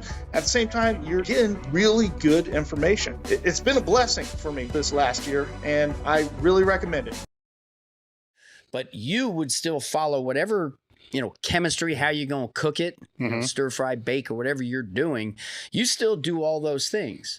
All we're saying is that we're going to inform the movements that we get more of you participating to create a greater outcome. Yeah. In terms of that specific carryover. So if you cease doing it, you will lose that ability.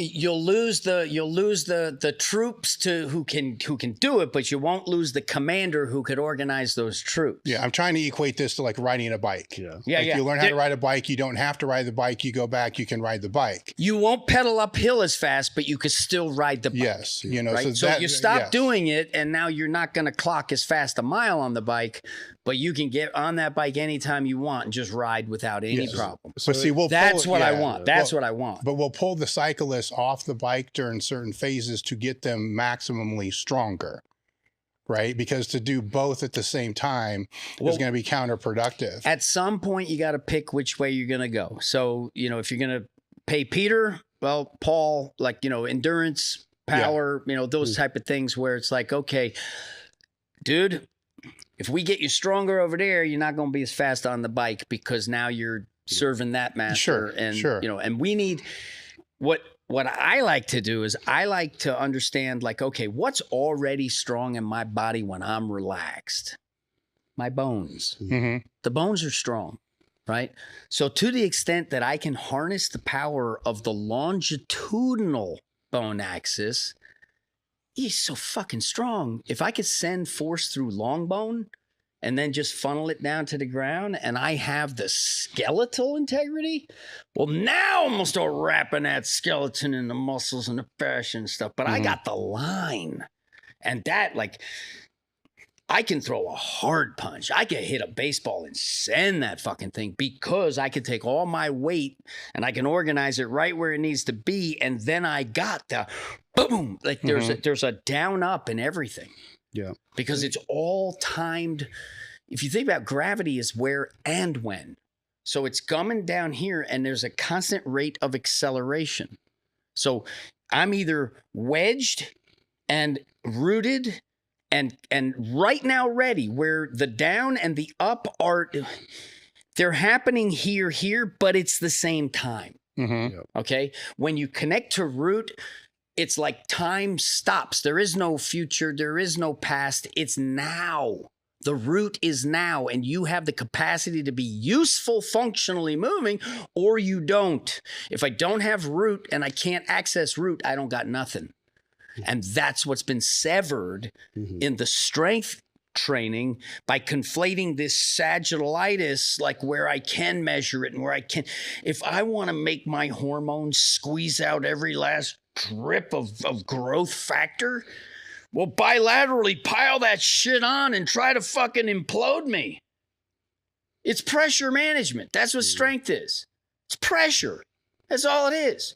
If I could deal with more fucking pressure, I'm stronger.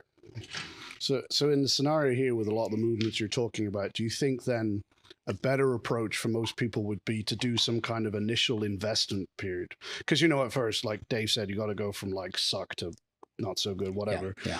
There's going to be a large learning curve where if you're only doing it once a week, you're going to suck forever, probably. Like if you pick up a guitar and only play it once a week at first, right? Yeah. So would you say you almost have to earn the right to do it less, in that you can do that investment period and then maybe drop it down to a baseline where someone like a strength athlete who maybe their end goal is bilateral strength could drop these down to a baseline level that they could keep in, you know, maybe other than maybe say like a peaking block where, you know, all resources funnel into one thing, they could probably maintain an acceptable level of these qualities at like a reasonably low sustainable baseline that's not going to take up huge amounts of their resources. I think, let me answer that maybe a little bit oblique, tangential to exactly how you asked the question. But my philosophy is if I can relate to gait, all right, that's my best shot at serving all things. And gait just means that I have the ability to load the ground in control and then seamlessly shift and move my weight without losing balance or root. And in order to do that, requires this bending so that I can put the top over the bottom and keep the mass unchanged. If I have to change where the center of mass is, that's extremely inefficient. No, I want my fucking center to be the center, and then everything, the DNA is spiral. The fucking actin and myosin field, they're all doing that. So there is no straight line. Yeah.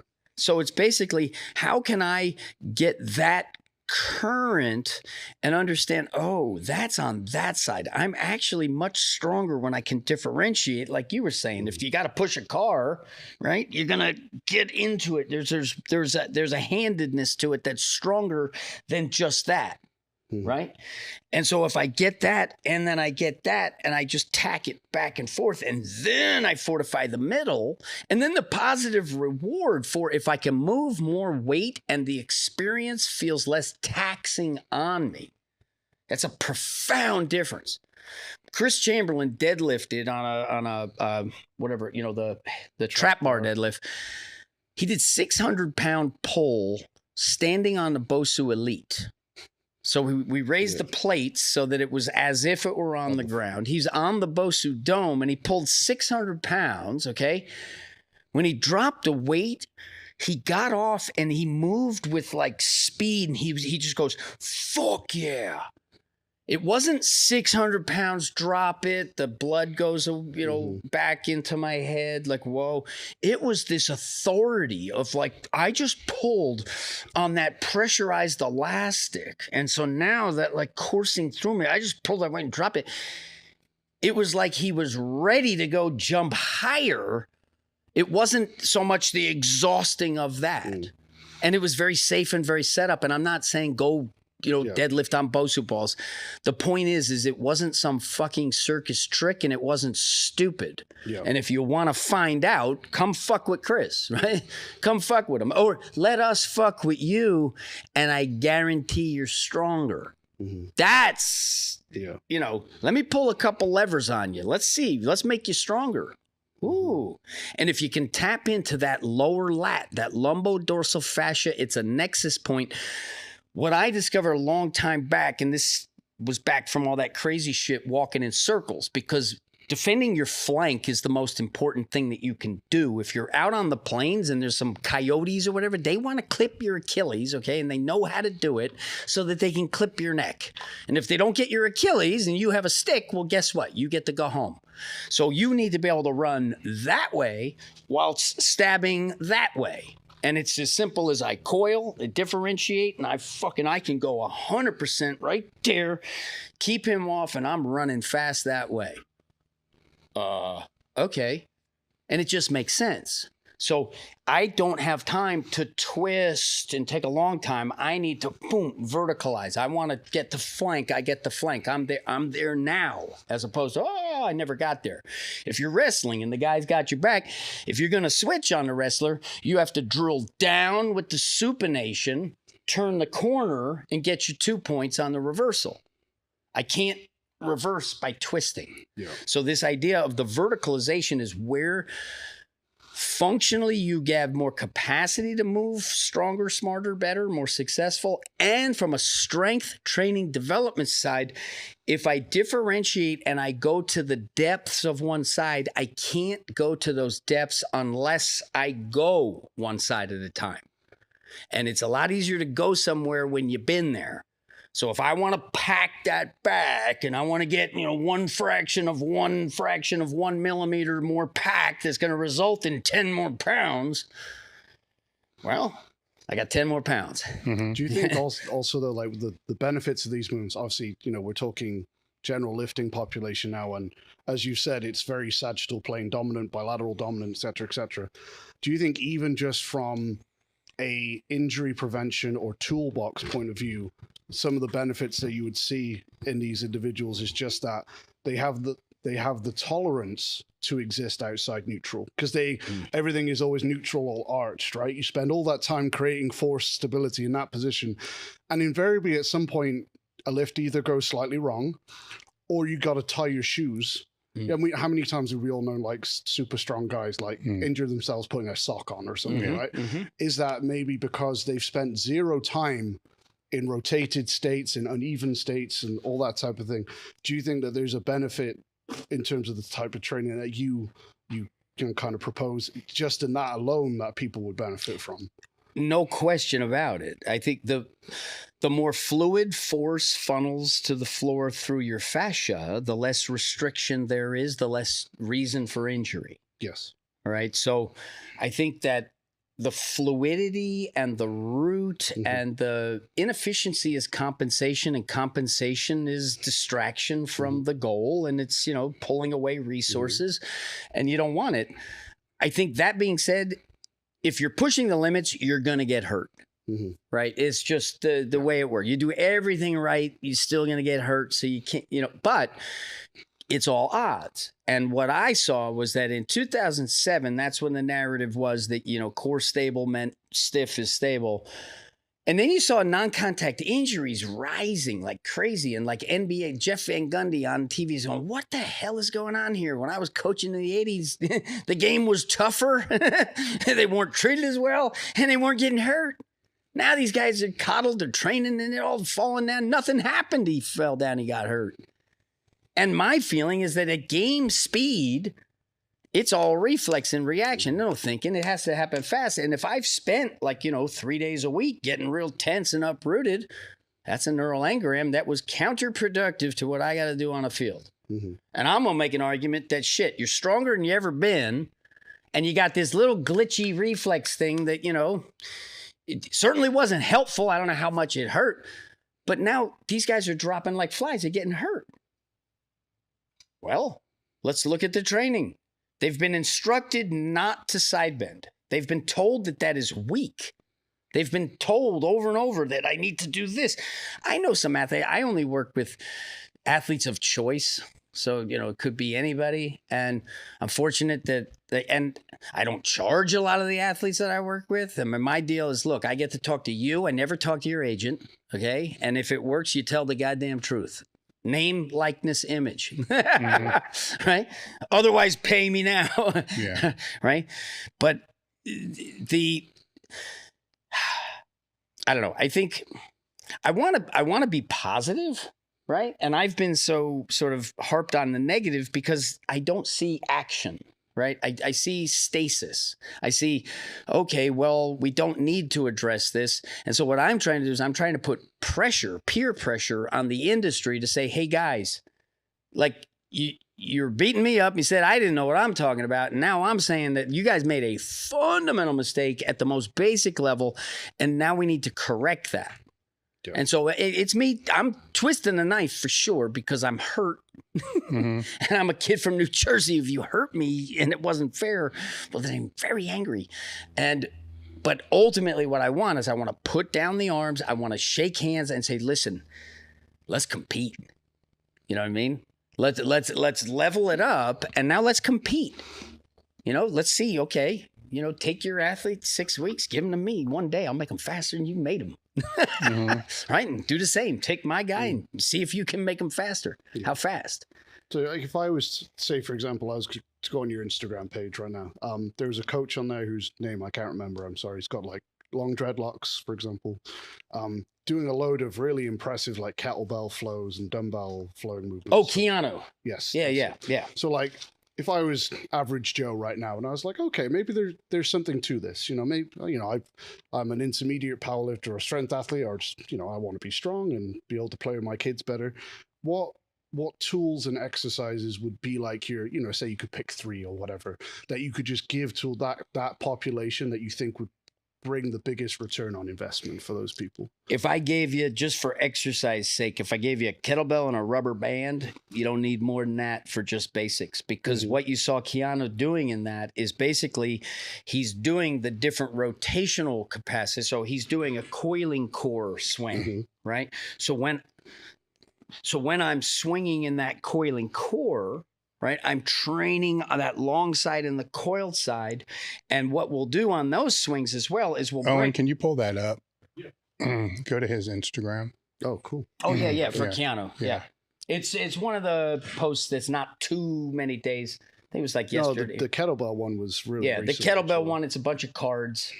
But so what he's doing is he's going through those sequences so that he's training essentially like a coiled core. And then he'll switch it and come bilateral with either an internal or external torsional intent or focus. And then he goes to the other side. And when you train unilaterally with this differentiation and you do it on both sides, when you put it together, the whole thing is better than it was. And again, I say it at every training. I say, expect to be stronger. Like this is the expectation. If you're not stronger, we didn't do something right. Yeah. Is basically what we're after.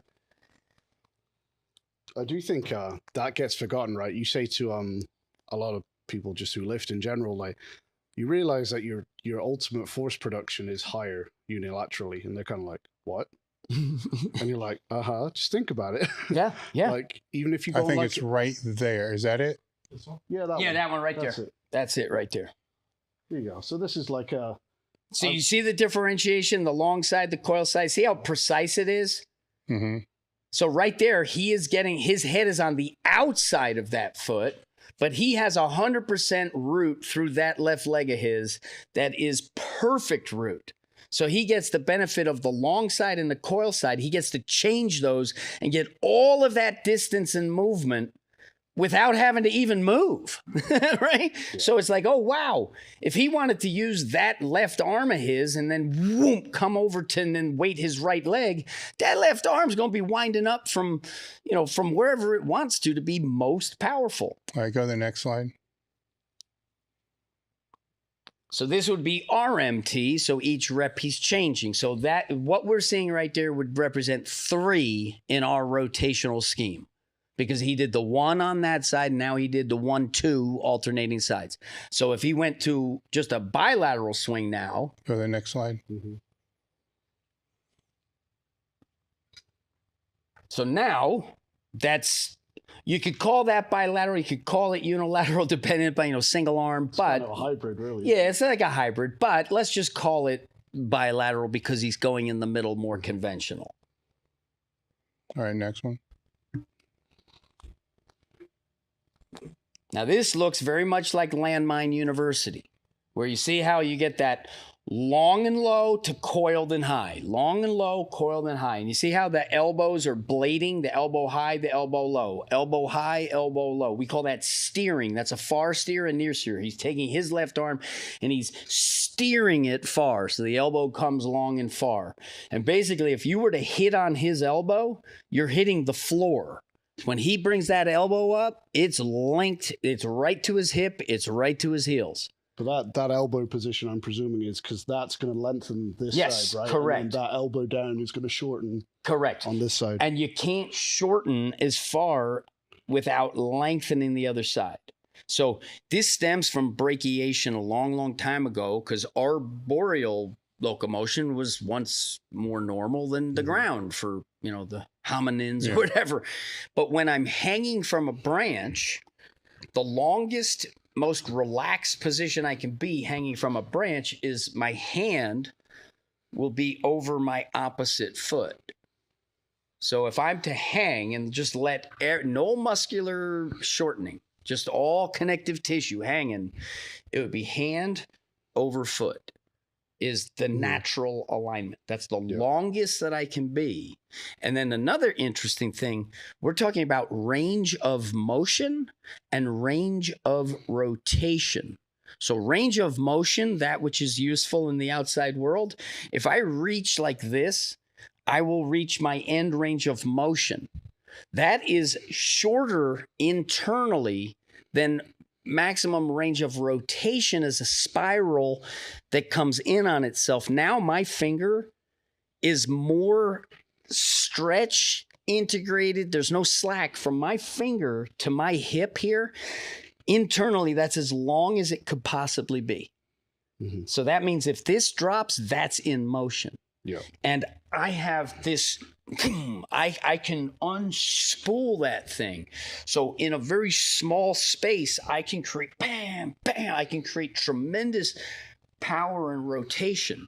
So if I'm in tight and I wanted to throw just a close punch, if I have, that was a big punch versus just, trying to hit. Yeah. So all that spiral and that rotation, I can send force through me. Yeah. But I think, kind of the print, please correct me if I'm wrong here, but like when you're looking at those principles there, what maybe people need to kind of frame it in their head is that if we're looking at creating a lot of force, whether it's a baseball swing or a punch or whatever, you need enough length to give your body enough time to create peak force. What I mean is it's really hard. If I'm here, not everyone can do a Bruce Lee 1-inch punch, right? Right. If I can put my body in a position where now I have 38 inches through which to move my fist, I have more time to create force, to create speed, to then hit. Yeah. Whereas if I'm hitting from here and I've half that distance. Yeah, it'd be like getting jammed. Would that be like a fair kind of theorized summary, if you like? Yes, absolutely. However, what we want to do is we want to have all that move without moving, so that if I'm here and I'm going to hit you, if I can have all of, you see how much motion that when that hits, there's something, as opposed to just not doing it. And what's interesting about a spiral is it goes further, but it gets there faster. So if I just move linear, I'm not going as far, and it's slower than if I rifle. That's further and faster. Yeah. Right?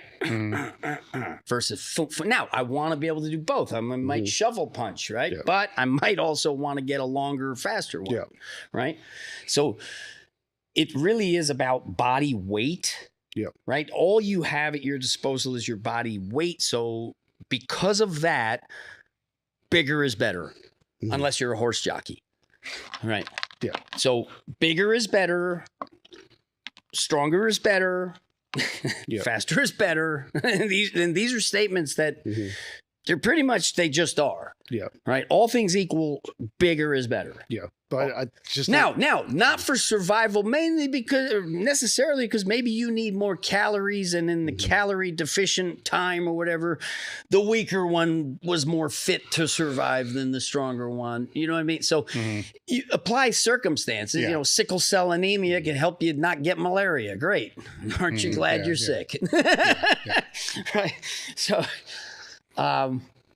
no, I think it's important to understand the principle, because obviously you've used the word coiling a lot, for people to understand like what we're talking about there is a way of shortening a distance so that you can then lengthen the distance, which gives you more opportunity to create more power, but also and what it is it's all of the joints are an opportunity to sequence movements that add up to a sum greater than the parts. Yeah. And your spine has so many joints, right?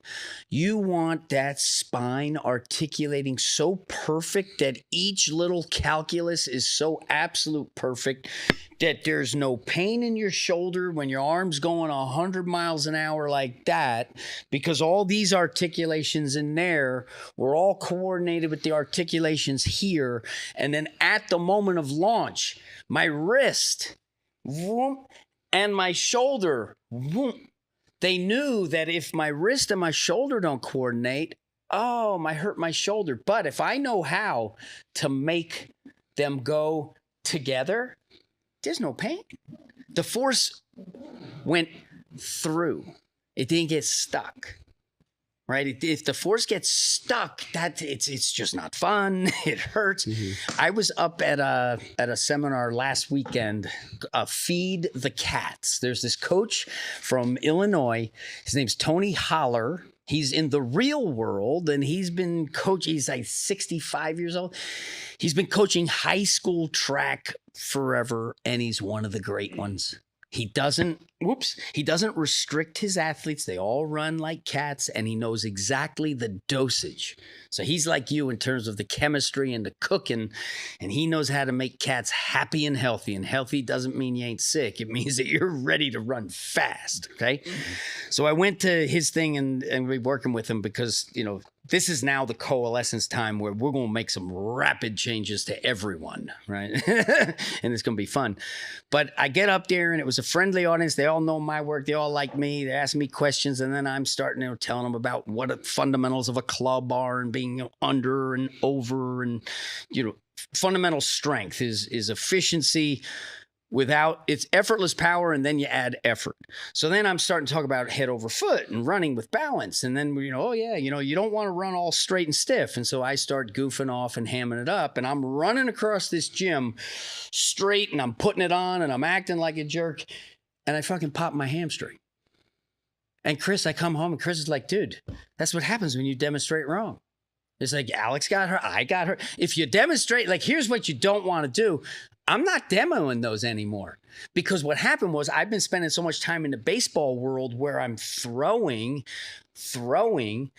the left hamstring and the right arm.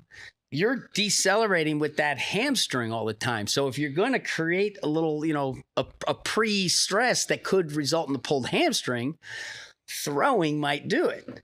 You see what I'm saying? Because I'm braking on that hamstring, and it's that eccentric on the hamstring as I throw. And if you think about the hamstring, the way it comes out at birth, in the development of the embryo, the feet pop out like this, and the bottom of your feet are in the front. Well, couldn't the argument be made in that case that the training that you were doing did not correlate to what you did? No. Thus you got hurt? No, what happened was I was doing the bad form, putting aberrant forces through my body. I didn't have the root. I wasn't balanced, and I hit it hard. And so now my body, which has been, you know, dehydrated and, you know, eating bad foods or whatever, and that it was the biomechanical inefficiency that plucked. But wouldn't that happen to an athlete under fatigue or dehydration if they're on a field, court, or any other sport? If I were running head over foot where the forces were clean and it wasn't stressing the muscle, I would not have popped it, wouldn't have pulled it at all. Now, it doesn't mean that I couldn't get hurt. Yes, you could get hurt, but what I'm saying is it's the inverse of what you're seeing otherwise, right? Because if there's athletes out there doing improper all the time but don't get hurt. Yes, but what I'm saying is that you're going to find me the athlete who's doing wrong all the time who doesn't get hurt, okay? Because I'm going to show you the athlete who's doing most things right. Because the athletes that we pay to watch on TV, there's none of them that are running like because it just wouldn't work. You wouldn't have made it to that level if you conducted yourself that way. Yes. The female Division III track team are the ones who really suffer because they're all good students and they're going to listen and pay very close attention. What 90-90, cheek to cheek, don't move my head. Okay, coach. The Division I athlete's going to say, all right, 90-90, cheek to or a lot of the time, I'm not moving. Or a lot of the time, those athletes are the ones who just get it right anyway. Well, athletic intelligence. Yeah. Like if you gave Allen Iverson something to do, it will be done well. So, I mean, a lot of them, like you look at, you know, a lot of the gifted athletes, you look at their body language just in general, and they just know how to be loose. Oh, yeah. And, you know, and they can just turn it on. Like, do you know what I mean? Like, a lot of them are just doing, a lot of the guys at that level have never had to be told head over foot because they did it anyway. When's the last time a tiger went to gym class and had someone tell him what to do, right? Yeah. So a lot of this is the innate feeling that if you're rewarded by winning tag and playing wiffle ball and, you know, you're the best kid on the field, you're getting positive reinforcement. So you're likely to continue doing those things that feed you the positive reinforcement. And then with running, like Michael Johnson, one of the greatest sprinters of all time, okay, he went to Baylor, where apparently the coach at Baylor was, you know, one of the greatest legendary track coaches of all time. And if you really look at what he did, he's one of the worst coaches of all time. You know, if you get the best talent, you turn out great performance. It doesn't mean that you were optimizing the best talent. It means that you had a better guy who was going to, you know, he fails and he still passes the test faster than that other guy. But anyway, that aside, but Michael Johnson literally believes that he did not move his head. He'll say that he didn't do it. You know, I'm trying to run that way. Why would I do that? But then when we go to the footage, Michael, like, dude, what the fuck are you talking about? Right? You've watched it from the side where it's an optical illusion, whereas it doesn't look like it's moving because we're seeing it from the side. Okay. That's the only taste you see. But you don't even know what you did. It's because like, I'm going to call bullshit now. All right. One of the greatest ever. Right. And it's fucking Carl Lewis. Hey, Carl, where's the camera? Hey. Or do you think he just wasn't conscious? No. Here's what it is. Listen, you need a big ego. You're going to be the 100-meter fastest man in the world. You better have an ego because that's going to feed you to get you there, right? But when you're on X or Instagram or whatever, and I post something about this, and someone says, hey, Carl Lewis, what do you think? And Carl Lewis says, oh, he's just trying to sell something. Oh, really, Carl? Oh, really, Carl? I know your form, Carl, better than you do, okay? And biomechanics, dude, Carl Lewis. Cavemen had to sprint and run real fast to get away from a saber-toothed tiger. Dude, situational awareness. If you're running from the saber-toothed tiger, it's too late, dude. You fucked up. You get one chance there, Carl. No, I'm sorry, but the caveman never gave a 100% effort. Never. If I run 100 meters in a half an hour, I'm still sweating and I'm exhausted, right? And I'm hurt because it's to be at that level. No, the caveman had to live for tomorrow, okay? He couldn't go for the gusto, right? Yeah. I'm going to race against the saber-toothed tiger. No. You sneak up on the damn tiger with your friends and some sticks and you kill that fucker. You don't fucking run away from him. That would be the worst thing that you could do is run from the damn, literally. You don't have a weapon. It's just you and it. Okay. Run. No, you just made the odds even worse. Right. And I'm having fun. I'm playing with these guys, but there's the male ego, you see? And these guys look at me, strong guys look at me, they think I'm weak, they want to ridicule me, dismiss me. Fast guys look at me, they you know what I mean? Oh, what's he ever done? I know biomechanics better than anyone has ever known it. Okay. I know biomechanics better than anyone has ever known it because we can indulge in all this stuff that doesn't matter. I can sit there and tinker with balance and I can sit there and be weird and I enjoy every second of it because why? I move great and I have confidence. And confidence is that which is sexy. Confidence is, I don't think it's not caring what other people think because I do care what other people think, but I'm not going to let what they think box me in. I still care. I'm not going to pretend. I'm terrible at pretending. Right? As an actor, I'm terrible. I remember I went down this commercial talking to his agent once. He's like, so tell me what you think you can do with commercials. I'm like, commercials, I have to believe in it. Okay. Like I cannot pretend that I like something that I don't like. I don't care how much you're going to pay me. I'm not going to tell you to get vaccinated because I play for the Kansas City Chiefs and I'm singing songs with my girlfriend. See what I'm saying? Like, I'm just not going to sell out for money. You know what I mean? Talking about your own movement there. When we were doing the foot, this is a total tangent. I apologize for no. But it's something that's interesting to me on a personal level. Every movement that you did, that at least that I saw you demonstrating, including bilateral movement, was done with your feet pointing inwards. Oh, was it? Yes. Huh. Now, what I'm saying, the reason I bring that up is because pretty much everything we do in the lifting world is done with external rotation, right? And yet, if you look a lot of top athletes you know, sprinters, etc., naturally they will do everything in internal rotation. So my question to you, is that a purposeful thing that you've done? Is it something that you teach in your athletes? And if so, why do you believe it to be beneficial, etc.? This is so charged and so incredible of a subject. You could have 10 podcasts on this alone, sure, yeah. right? But that's what I wanted to ask. So you. yeah, and some people like feet in terms of like being aroused, and I'm not one of them. And some people fucking love feet so much that they only can do one thing. I'm a both sides guy. Okay, I'm a both sides. I like externally rotated feet, and I like internally rotated feet, and I believe that your foundation is actually starting with external. Yep. Okay. So if I had to go from neutral, I want to be perched here because here potentiates movement laterally. Yes. All right. So for survival, I would rather be perched like this. Right. If I need to, and if I know I need to go that way and I don't need to have options. All right. Yes. Now I'll set it to go. Right. Yes. But this turns into this instantly. And this. Yes. And this is internal rotation. I happen to have both, and I can access them under different circumstances. Like I can choose how I'm going to shift and use my feet because I've trained it so much. And I guess kudos to you for really paying attention, because I'm not even like, I wasn't even paying attention. I'm just doing the things that I've habituated to do to give myself the best possible mechanics. Yeah. So I just want to be where I need to be the right way. Yeah. And basically the way it works is that the outside of your leg and your foot is structurally stronger than the inside, but the bones are weaker.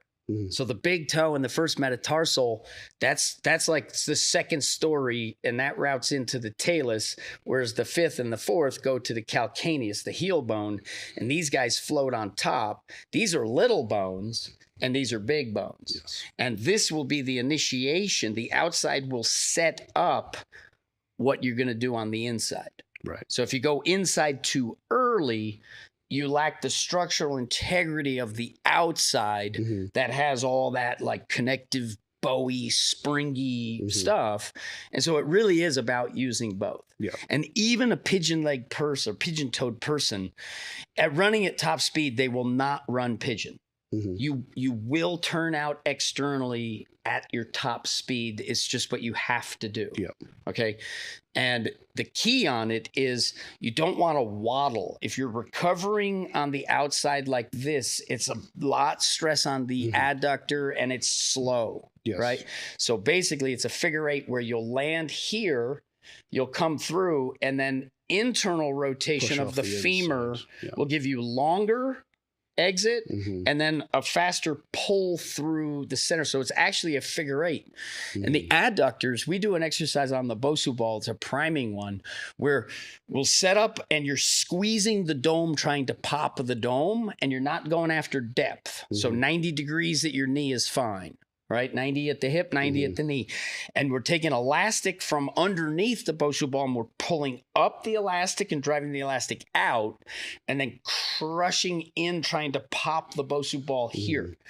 And you'll hit that prime and then I let it go and the band snaps out. So I go from 100 to 0 and you get off and you can pick your feet up easier and you're potentiated to now pull more if you're doing the trap bar deadlift. And it's the adductors both flex and extend the same joint. It's the only group of muscles that flex and extend the same joint because it's torsion, it's not flexion extension. There's internal and external torsion that's making it flex and extend. But it's the torsion that is the three-dimensional. Flex extend is more like a hinge. The reason I bring that up is because I really, and hopefully you might have some insight on this perhaps for recommendations, but obviously in general, lifters are going to spend way, way more time in external rotation than internal, right? And then we run into, I run into personally as well, when dealing with clients and stuff, a lot of problems with adductor, either strength or stability or incapacities in hip internal external rotation because they spend no time in internal rotation, right? So I suppose my kind of question is, what other benefits to strength athletes spending more time in internal rotation in your opinion? Because I know what I found is if I get people doing some more single leg work, not necessarily because it's single leg work, but because it allows them to hang out in that internal rotation, overall, over time, their hip, should we say, capabilities or range of motions tend to get considerably better because they're less biased or more stable. Yeah. I mean, what immediately comes to mind is sort of like, okay, well, by virtue of doing the other side, you're almost preparing it to buttress and counterbalance the side that you want to emphasize. Yes. So it's almost like more mass on that side could be, you know, just better buttressing for you to go to the external. Yeah, because right? But there are times for internal, like if you're doing deadlift, that's very internal, right? I mean, if you're doing external, that's training for something else. You're not trying to pick up heavy. Yeah. Like the typical example would be like someone who cannot get their external rotation good enough to sumo in the stance that they want to, but they spend no time training their adductors or internal rotation. And the way I would kind of look at it in that context is you haven't got a strong enough anchor on the inside to facilitate the mobility to get it. That's outside. Exactly what I was saying. It's that buttressing effect. Yeah. Yeah, so it's almost like like if you when I squatted, my claim to fame, I squatted 500 to, we'll call it parallel, close. But I had to wear, what I did was I wore like tight cut off sweat pants and I would wear layers of them, and that was my suit. And psychologically, I couldn't squat without that. And I also psychologically, I could not have a squat day where I wasn't at 4 York plates clanking and clanging, because otherwise I felt like I'm a pussy. Like, you know, like there was no such thing as a light leg day because psychologically I couldn't go light. And the feeling of like bouncing 400 pounds and clanging when it was York barbells and the fucking barbells like welded because it's an old piece of shit at the Y. You know, like like that was just magic, that feeling, right? And it's what would I do differently now is I would just target it all toward the carry over that I'm trying to achieve, because I don't care about the weight lift itself. I care about the carry over. So I would have done like stone lifting instead of barbell bar lifting as like we like anything that requires me to get all slack out of my body. I love that because it's all linked. And if it's a big stone that I have to envelop, it's actually safer. Because there's no like slack that's going to lengthen when something else didn't and create a problem. Right. So, and then I think it's easier to sort of go from that to understand like how you're going to engage a bar. And just even Joe Sullivan's become a very good friend of mine. And we met in San Diego. He was taking the landmine cert and I came by that cert and I'm like, hey, I know you. And he's like, hey, I know you. I'm like, oh my God, a big, strong guy who likes me. Yay. Because the odds are he might not. So we both discovered that squatting. I was going to ask you, this is like Falcon grip. Yeah, the Falcon grip. I just did it because I figured it out back in, I think like fucking 2005 or 6. I figured it out. Like, okay, I can wedge and I can put this and then I can wedge myself more and I can squat more, right? Because I can make that bar go down low. So I'm really not that strong, but I'm moving 300 pounds or whatever, you know, pretty easy because of that. And then come to learn that Joe found the exact same thing that I found.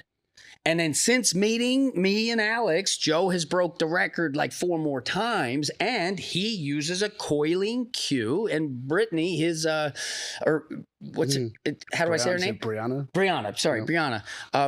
She's setting world records that are like, you know, pound for pound. These are better world records than anyone, right? And what got them there? They incorporated the coil. They introduced that unilateral concept to their bilateral work, and they both got stronger. And Joe can explain in detail exactly what he did. Okay. So when you say that, you mean he's doing the type of drills that maybe we saw in that Instagram video there? Yes, And then he's doing drills that Yep. coil, and then he's taking that coil and he's playing with. Okay, he's finding the connection of the first metatarsal. Yeah. Because when you get down in that squat, you know, a lot of the Asian guys who are going real deep, they're going to get down and then they're going to drop that internal to sort of get in a position to reposition the first floor. So if I'm going down on the first floor here, and then they have that little internal wink or whatever of the legs go like that. What that does is that I put myself in a position to go under it, so that now I just reposition the base that now I can press up out. And why did it go in? Because it gave them a mechanical advantage to take the second floor, drop the second floor to essentially lift the first floor to reapply the first floor. And now I'm powering up. Yeah. And that's this weird thing, but that's, again, it's a figure eight. It's torsional. It's not just flexion extension. And in the martial art, if you go back to the Eastern, right, the Asian Orient, and those internal arts, they call the hip the qua. And the inguinal fold is really how that hip is going to crease and fold. So it's not just flexing up very linear. There's an internal, like picture someone's trying to knee you in the nuts, and you're going to bring your thigh and your femur up the center line. The center line is a faster cut than straight up this way. Usain Bolt, who has the world record, common logic was, dude, you're too tall for the 100. You won't be able to start with the short guys. So you're going to need 200 meters to beat them. Right? What he did was he lined himself up in the blocks where he put his right foot as his power foot, and he doesn't put it forward in the blocks. He puts his power foot in the back block, which is an unconventional approach. And then he cuts that right leg so internal that his knee slices across, and that lets a big, tall guy stay low because I'm just going to cut the knee there. If I got to bring the knee underneath me straight, I'm going to be standing up. Yeah. So he's able to create advantageous angles with his spine and his shins that allows him to compete with the guys to 30 meters so he can blow them away by the time he gets to 100. I mean, it's literally that. But I've seen videos of the exercise guy, you know, the super speed, you know, specialist.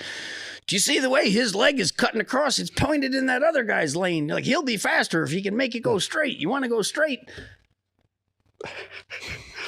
It's like, Jesus Christ. Like, I wish people were smart. Yeah, it's funny. Like when you look at the fine-tuned examples like that, is interesting. Where you can see. Well, it's to have an exercise professional telling me, do you know the highest esteemed, most respected science in the world of the biomechanics of gait is conducted at Southern Methodist University in Texas, SMU, the Biomotor Lab.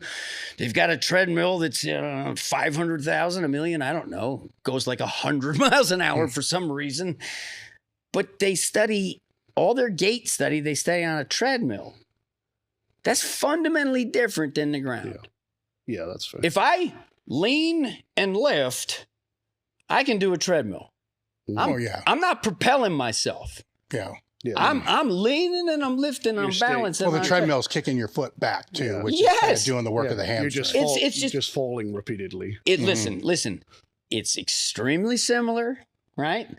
And it has value if you know what you're doing, but to compare it and say that like this plastic Christmas tree is this, cut Christmas tree, I think they're fundamentally different. But the SMU Biomotor Lab, they do all their research on the treadmill. Okay, high speed footage.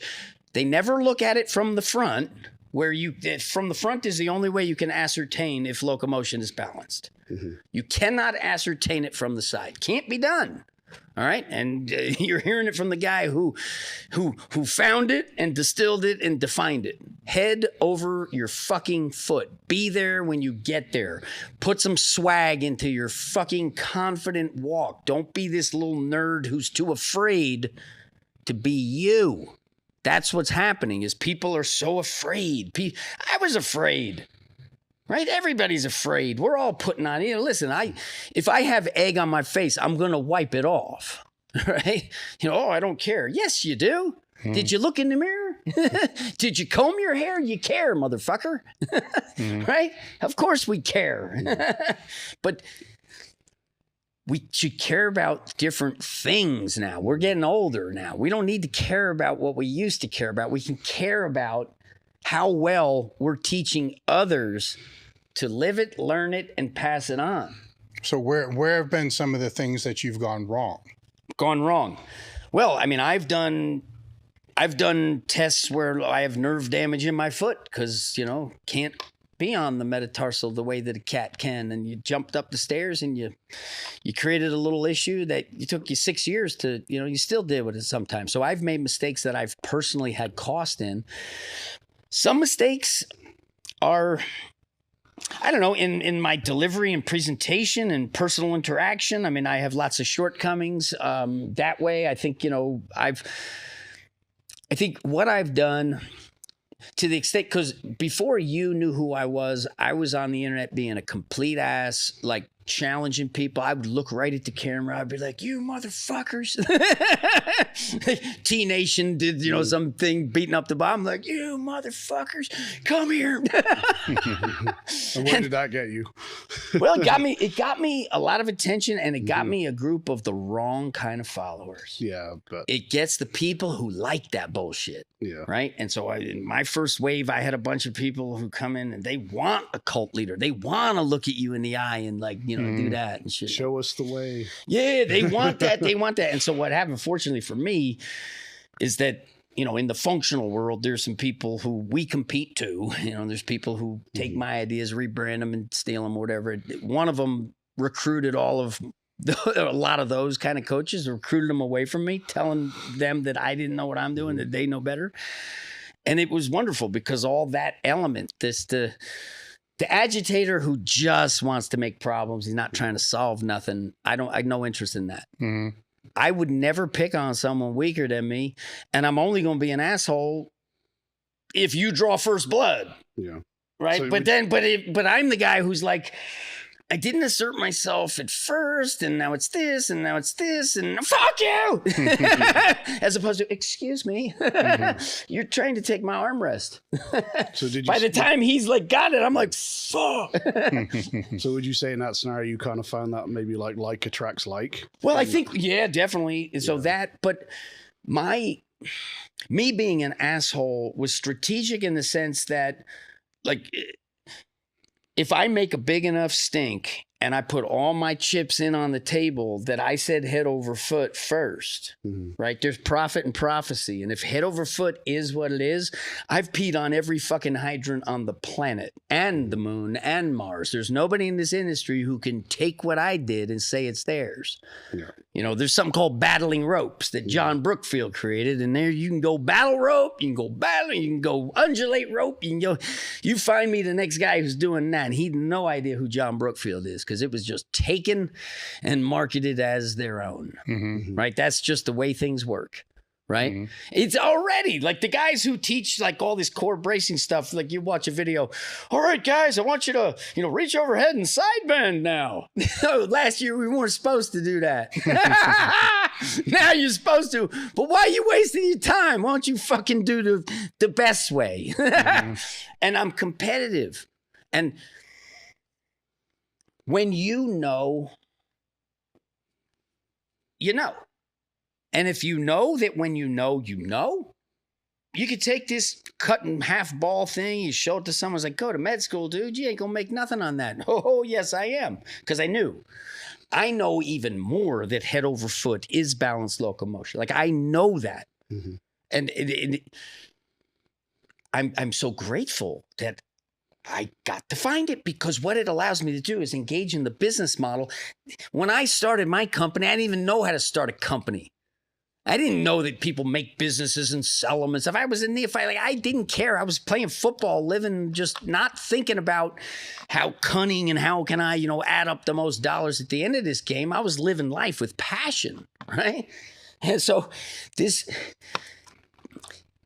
The exercise industry is about to have its day of reckoning when I just say to everybody in the industry, look, guys, you got walking wrong, and I'd like to have it out so that we can all get ahead. And if you think I'm weak, we'll talk to Dave Tate, Mark Bell, Joe Sullivan, Donnie Thompson. Pick a guy. If he's met me, he's not going to call me bullshit. He might say he's weird. I don't like him. He smells. Whatever the fuck you don't like, that's fine. But my ideas win. And balance is it. And it's X on the map. And so when we started a business, we did it thinking, it's forever. This is what I do. I sell my business? What are you talking about? Like, I didn't even understand the concept. Because this is what I do. This is my letter to the world. This is my contribution. I do this if I weren't being paid. Like, this is who I am, right? I wasn't like a businessman. But now I look at it as, okay, risk and reward. I went in and I said, everybody's wrong. There's never been someone who's been right. There's never, ever been a trainer who's told you exactly what you need to do to fucking get from here to there the best you can. And I'm going to say it head over foot. Was there an epiphany moment with that, like there was with the BOSU Ball? I'm just curious because, like, head over foot is quite like it's like quite a statement that's kind of summarizes a there was no philosophy. There was no like snap it. I remember when I was being coached to run, I got the same exact cue. Hold potato chips, 90-90, cheek to cheek. Don't move. Brace your core. Like, that was just standard, right? Because it always has been. Yeah. Right. The head over foot for me was. It was the recognition that I can sidewind to be better at throwing, to be better at swinging, to be better at, like, if I can wind this up, it gives me the ability to move and get to the other side.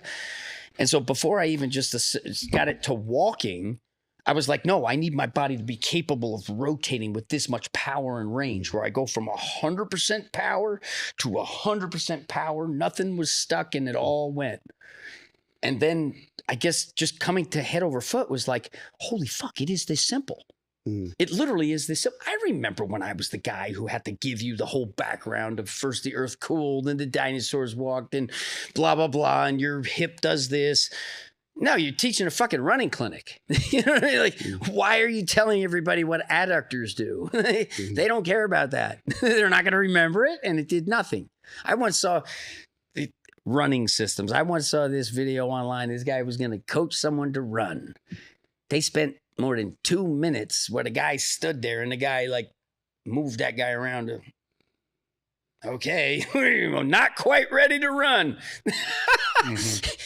It's only, that's what you do when you don't know what you're doing.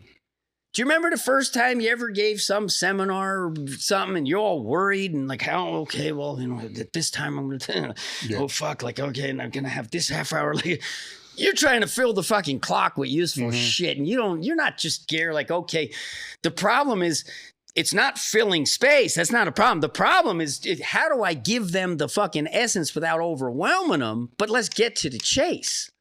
Let's do it. Right? And when you don't know, that's when it becomes this long, drawn out sort of procedure. We need to do this. We need to do that. We need to do this. It's like, no, you don't. You just need to fucking be in balance and then be in balance. Okay, great. Now let's do it. Right? And for the preparation, I remember you have talked about you need to work out to do the workouts, and you need to work out to recover from the workout. Because if you're going to be all in on doing what you guys wanted to do, that was an all-in endeavor where, I don't know, the time that you go to bed is going to be monitored, right? Everything that you're doing is for that. And what I would like to do is, for a regular person, I would like to go as far away from that as possible in terms of tear down the fucking wall between your workout and your life. You're a regular person. Walk for 10 minutes, do 10 push-ups, do 10 sit-ups. You're done. Enjoy your life. So what is the opinion is I assume I know the answer to this, all the SAQ guys? Yeah. What is their opinion of what you're doing? A lot of them don't want to offer that they acknowledge it or know about it or address it, because then you have the difficult. Because you're kind of taking the A skip, B skip, C skips and just kind of throwing it on its head. No, what I'm saying is with regard to A skip, B skip stuff, what I would say with that is what we now need to do with A skip, B skip and all that stuff is you need to now just shift your perspective from where you're viewing it and what are you doing with regard to head over foot. If you're strategically working on a quality of the leg where you're not worried about the head over foot for that moment because you got to focus, that's fine, right? But when you put it all together, understand that you're actually going to be doing this, okay? So if all your training is this, well, I'm going to say, let's sniff around the corner and let's just see, maybe we can, maybe we can Weck Methodize that to make it more productive. And the word maybe is, I highly believe that is the case. But I'm an intimidating person in the industry because I'm not counting how many hearts you have and how many hearts I have. I have all the fucking hearts. I have the queen of space. I have the jack. Like, I have them all. Balanced fucking locomotion. I did it. And I'm going to parlay that into bigger than fucking Nike. And I'm going to parlay that into fucking Willy Wonka of, like, I'm going to sell you a garage that doubles as a printer. And when you want new water skis, I will send you the code. And then that pallet of fucking powder, well, guess what? It's your new water skis.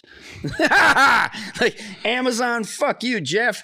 I don't need distribution. Send a pallet of powder, liquid, because we're going to print everything. Like, I want to imagine a future that's better than, better than you could imagine. Why not?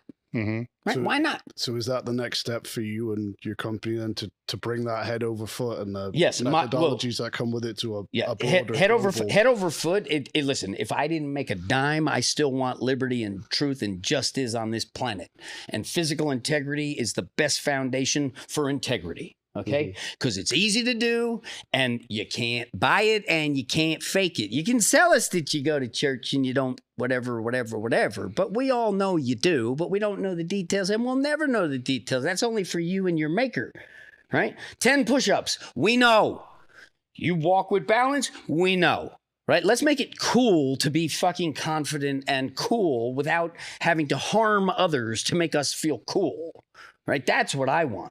I want it to be self-respect, where guys who have had the experience of coming up in the time when I was a sophomore in high school, it would be more likely to be urinated on than not be urinated on from a senior in the showers after football practice. Yeah. That's just the way it was. Now, I was never peed on. Okay, and I don't like that kind of, I don't get peed on whether I like it, I don't like it, I don't get peed on, all right? Just being clear for everybody. I don't mind it sometimes when the water's cold and I make it warm. Yeah. Too lazy to get out. No, but the hazing, I remember. You're like shampooing your head and suddenly some guy's peeing on you. You realize the affront is unacceptable. I'm going to bite you. I'm going to fucking rip your head out. You're not going to do that to me. Would you let someone do that to you? No. Right. Yeah. It's not going to do it to me. I don't care I'm small. I got claws. Like, I just came from that attitude where you will not do that to me. It's just so off limits because I'm willing to die in defense of it. Just to backtrack to your point about physical integrity there, do you firmly believe that a lot of, let's say, the qualities that are maybe lacking in today's society, for want of a better way of putting it, God, yes, would stem from and improve directly via an improvement in physical integrity? I think you know the answer to that. I think people listening know the answer to that. I don't think anybody fully appreciates the profundity of it because, yes, when you have physical integrity, something that can't be spoken of. It can only be felt and understood. Yes. And I think in this world now where we have accessibility to a lot of things so quickly, so easily, and so cheaply, do you think it's possibly more valuable now than ever? Because I can get everything delivered to my door tomorrow, Yes. but I can't Yes. I can't build a high performing physique on tomorrow. I can't get that shipped Right. on Amazon Prime, right? So That's right. would you make the argument that maybe it's even more valuable now than ever because it goes against the grain of where we're going? I would say that it's essential because humanity is not going to create the next phase as well as it can with all the opportunity that is potentially there. To have a computer and a machine do all the things we don't like to do, to eliminate scarcity. Yeah. There's not a water shortage on planet Earth, right? There's plenty of water. It's just we lack the energy to desalinate and transportate, right? So if you could have the machine so smart, engineered to enhance the human experience, that is the reason for your existence, Mr. Computer. Yes. We could have the most amazing future, and it's all to God's glory. Let's see what we can come up with, right? Yep. But it's not going to work that way if the people who want to hoard control and power to sort of, suck off the backs and the works and the efforts of other people, that is a losing game for everyone, including God himself, in my opinion. So I think that God, like post-pandemic, I'm willing to, I was pretty free and loose in terms of what I'm willing to entertain, right? I don't have to believe it, but, I'll entertain it. Like, okay, I always ask, what if, right? Now, pre-pandemic, there were certain things that if you said, what if, I'd be like, whatever. Like, you're an idiot and that's it. And there's certain things that I don't even want to think about. But now, post-pandemic and post-logic, like, I don't know if 2 + 2 is 4 and you insist it's not no matter what, then I have to keep asking questions, right? Like, why are you doing this? And so I've heard it been said that, there's a spiritual war, right? Like, this is entities who are fighting on a whole different level. And so therefore this is some, hip to the scam. You guys were, engineered by the Anunnaki to mine the gold or whatever, but I think the point in it is that I'm willing to entertain any idea. It doesn't tether me to anything. I don't care. But if I'm afraid to think it, well, suddenly it has power over me, and now someone else can start needling me and moving me around, and I don't even know they're moving me because I'm afraid to even think about something. Yes. Right? Okay. Well, ultimately what we have is carry water, carry sticks, blood, bones. Carry water, carry sticks. What do you do after you're big, successful, whatever, you're famous and you're rich and whatever? Well, you carry water and you carry sticks. I can tell you that's what you do, right? You just do it smarter. Yeah. And that's what we are. I mean, we are the meat puppet that, we got all this stuff that we do. And physically, we can achieve a state of integrity where you're not ahead of yourself. You're not behind yourself. You're just there. And now you're prepared to be better at what's coming at you. So how have you navigated that? Because when you're in the industry, so let's go back, so there's a drinking phase, there's a THC through the roof phase, there's all these different phases. Yes. And when you're in the industry for this long period of time, training becomes boring. Nothing is ever exciting for the long term. So there's peaks, valleys, and stuff like that. And so it's not easy, right? I don't know the right words. I don't like easy and hard, when it comes to certain things because they're too subjective in it. Right.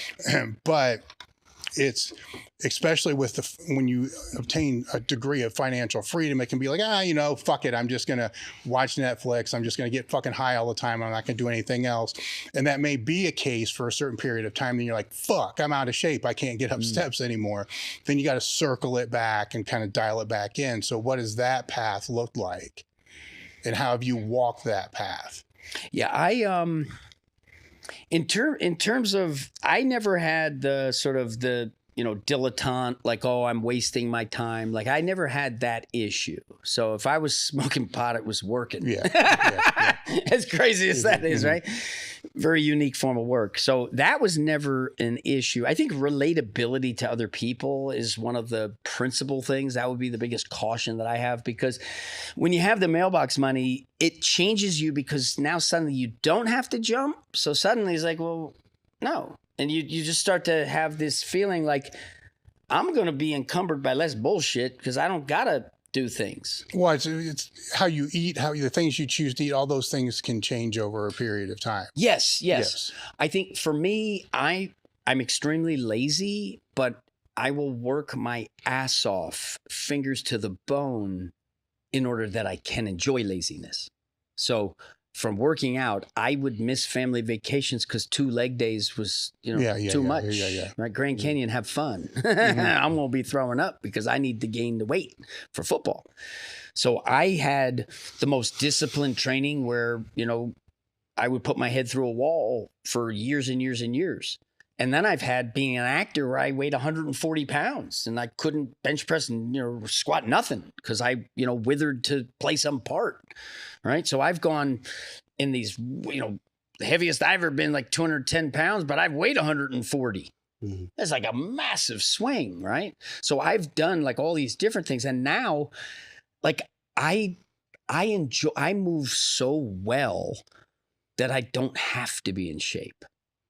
And that's sort of my danger, is that like I can pretend and I can hang and do all that stuff, but you want to keep running. Well, fuck, now I'm going to get tired. I don't want to do that. Mm-hmm. And so I have worked so hard that I move extremely well. Like I pop my hamstring doing that stupid thing. I'll still run faster than most people with a pulled hamstring because I know how to.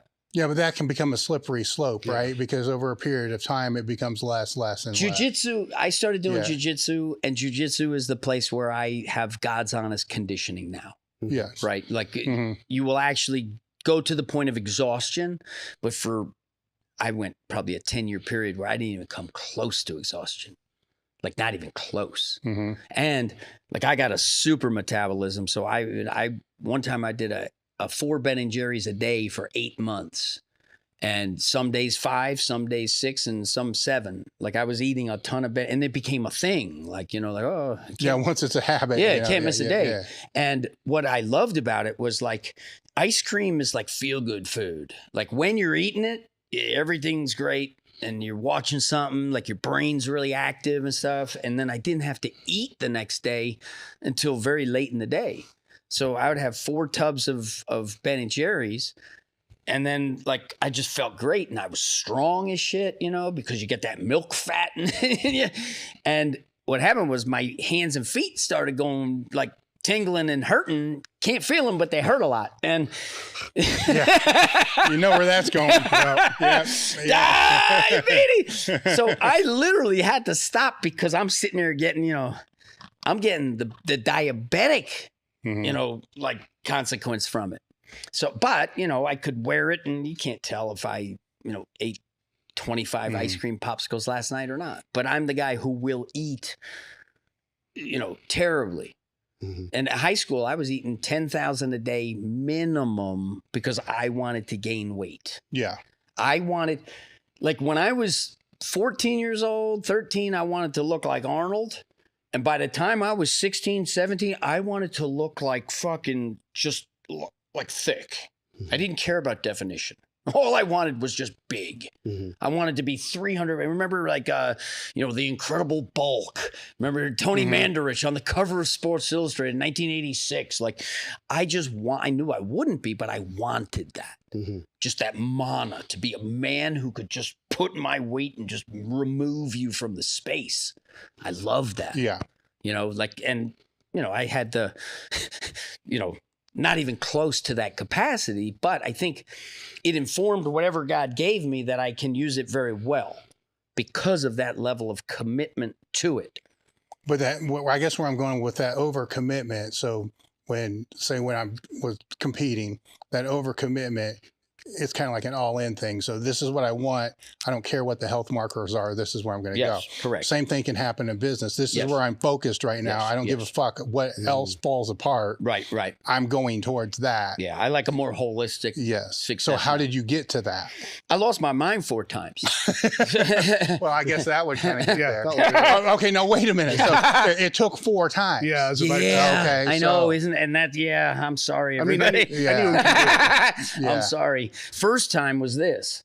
So it's 2002, okay? And I'm about to get married in 2003. And my bride-to-be goes out with her friends, and I get a little tiny piece of pot from a friend who had moved back east, and he, his apartment was still there, and I went over and I grabbed it.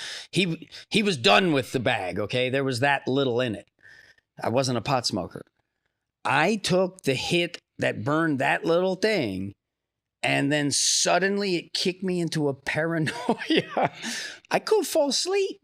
6 days I couldn't fall asleep.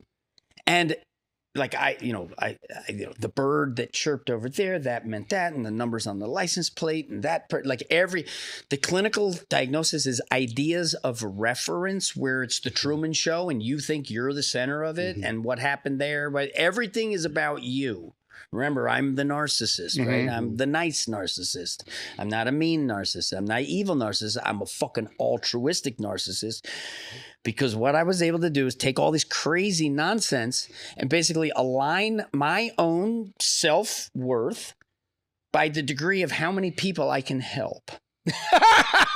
Head over foot. Oh, motherfucker. That's 8 billion, right? Now the job is to make it actually happen. Yeah. But if you think in terms of like ubiquitous, united, almost impossible, any subject. But head over foot, balanced locomotion, I don't care if you're an asshole. I don't care if you're a nice guy. You can be helped. You can be helped. This is agnostic. This is, if you are born in this form, I got the cue that makes it perfect. So what led to the breakdowns, and what are you doing now to prevent that happening again? Oh, okay, yeah. Well, the THC is just, don't do that, and it's highly unlikely. The first time it was 6 days no sleep. I had to get tranquilized, and then I was sedated, and I was very depressed, and that's when I met my psychiatrist, who has been my right-hand man, the Michael Lardon. This guy works with the best of the best, and he's my general physician. I need to do this. Who do I go see? And he just tells me who, right? So he's my consultant, but his job is to take my high-powered brain and to run it above the normal line at hypomania. So I run the risk of becoming hypermanic, and it can go very, very wrong all the way. And so what he does is I take medicine, and, strategically, I want to hover above normal, but I don't want to go out of control. And out of control is like the most fun thing you can imagine. So, the Nietzschean, like, Uberman, like, Superman, Nietzsche, like you have these incredible powers. Well, I have had, first I'm going to say perception is reality. So I'm not claiming that any of this happened. I'm just here to say that this is my experience and my reality. I have sped read to the point where I'm going, I can tell you what it said. Like that power, right? Imagine if you could take books and just go, really? Give it to me. I can learn that fast, right? It was like just power. I got to the point where I could tell what the person was going to say before they said it. All right, so I'm standing there naked. I've just run down the street because I'm thinking the helicopter there, the cats and the dogs, and I'm literally insane. And 4 police officers are pointing tasers at me, and I'm naked. And I'm sitting there, and I know what they're all going to say before they say it. And I'm in the back of a police car, and I'm like, yeah. And then he says what I know he's going to say. I'm not saying it happened. I'm saying that's what happened for me. All right. Had other ones where my last time losing my mind, I was I would walk into the room and the television set would turn on and the electronics would start turning on. And then like light objects in the sky started appearing, and I would take these baths, and like I have this big bathtub in my apartment, and I would fill it up and I would go all the way underwater. And my logic there was that my hair is like an antenna. And if I say boo and I scare you, your hair's going to stand up and you're going to be all scary. Airy, fairy, so scary. Why do some whales have vestigial pelvises and thigh bones? I don't know. Well, Tom would be the one to answer Okay, that one. well, why do whales have fucking thigh bones that are just vestigial things, right?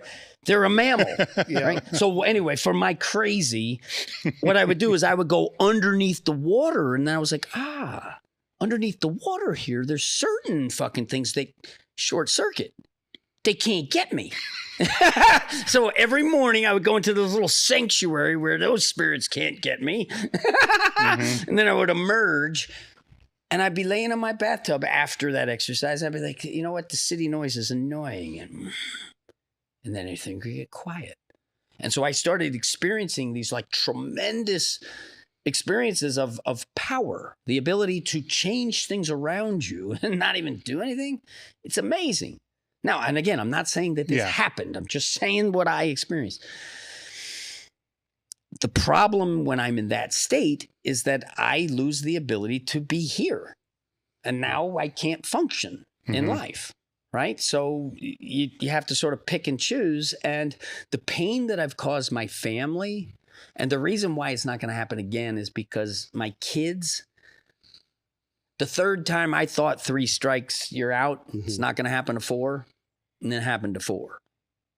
So now I'm not going to, okay, it's not going to happen again. Well, it could happen again. Right? We're not done yet, right? Yeah. But we're just going to make sure I've arrived to the place where my legacy outweighs anything else. Head over foot, other people around me becoming stronger and better at whatever they do, more prosperous, fundamentally. That's what I want. And I'm willing to do my part to make that happen. And then to be the parent for my children, that's even a bigger, if I fuck that one up, I won't forgive myself. Right. So and I've you've already got the correct motivation to keep you there now. I got the correct motivation to keep me there. And I look at it as like, you know, I believe in God, and now I'm crazy enough to say, fuck, I got a special relationship with God. God, you want to hand me the fucking football, baby? Yeah, baby. I got the fucking offensive line. They squat 1,000 pounds, right? We're going to score touchdowns. What if I can be so fucking great that the world could end up 1,000,000 generations from now better because of this moment right now? We want fucking people who care about family, friends, living, learning, and passing it on, right? You already got enough money. You already got enough money, right? And it's just printed goddamn paper, and we're all dancing as if there were chairs and music playing. It's a fucking joke. The thing's inflated. God, keep playing the music and let this thing change at a pace where the change is good. I don't want so much medicine too fast that we upset the whole apple cart. Yeah. The fitness industry is filled with nothing but good people. Okay. People who go into fitness go into it for their own personal lifestyle. That's the primary reason they go into it. It's something that they either love, they're so fucking fucked up on, or whatever it is, they thought about it a lot, and now they're going to share with you, right? And get paid to do it. Fitness professionals, they're not scheming evil people. They're not a politician. Our problems are created from within, and there's no evil forces conspiring against us, all right? We should all be on the same team, and just because I invented a BOSU ball and you're stronger than me doesn't give you the right to tell everybody that I suck, okay? Because I don't. And I think we all get on the same page. And listen, if I got to fucking slap some bullies and metaphorically beat the living shit out of people to make them fucking say, oh, okay, I'll do what's best, right? That's all I'm asking. Right? I'm not asking you to do anything for me. I'm asking you to do it for yourself. I'm asking you to do it for your clients is what I'm asking you. Yeah. And we have a bunch of good people, and we empower human beings with something that gives them confidence. Well, it's something they can control. Yes, and they can trust it. You focus, trust, strength, right? Elite fitness training systems. Fitness training systems, that's what got you the letters, but what it is it's focus and it's trust. Do you know how powerful that word trust is? Without the T, it's just rust. You see what I'm saying? Yeah. That's right. And that is what I want to instill in people is trust yourself. If your first question is, what does the science guy think? Because if I don't think that, I'm going to be ostracized. They're going to tell me I'm the oddball out. Like, no, I better not say anything. That's what's happening right now. I think what we can do in the fitness industry is we can get the message out that, look, I want to put you on the path to independence because educated customers are better customers. They're more successful customers. If I babysit you, you get nowhere and neither do I. If I teach you how to take care of yourself and exercise for yourself, I'm your coach. I'm not your hairdresser. You know what I'm saying? Like you're going to do hard work. You're going to make progress. You're going to make mistakes. You're going to come to me and I'm going to help you navigate your next step for growth. And you're going to do it on a foundation of balance. Because if we have a fitness industry, it's a fucking profession for fitness. And we're not instructing you to walk in balance, I'm calling bullshit. I'm calling bullshit. I don't give a fuck what you're teaching them. If you can't teach them how to walk with balance, and worse yet, you're making them all do exercises that are actually dysfunctional for gait. And it is. And the consolation prize in this for the industry, strong guys like you never did pal-off presses. That shit, you never did it because it doesn't do anything. And you're not trying to fucking make money certifying people and nonsense anyway. It's strong guys. He's standing there like holding himself. What the fuck is he doing? No. If he did it, he tried it, whatever, and he didn't do it again. Okay? That's what happens with it. And here's my idea, okay? I'm just going to think of ideas, and I'm never going to stop till I win, right? And we need to win. The urgency is coming upon us, right?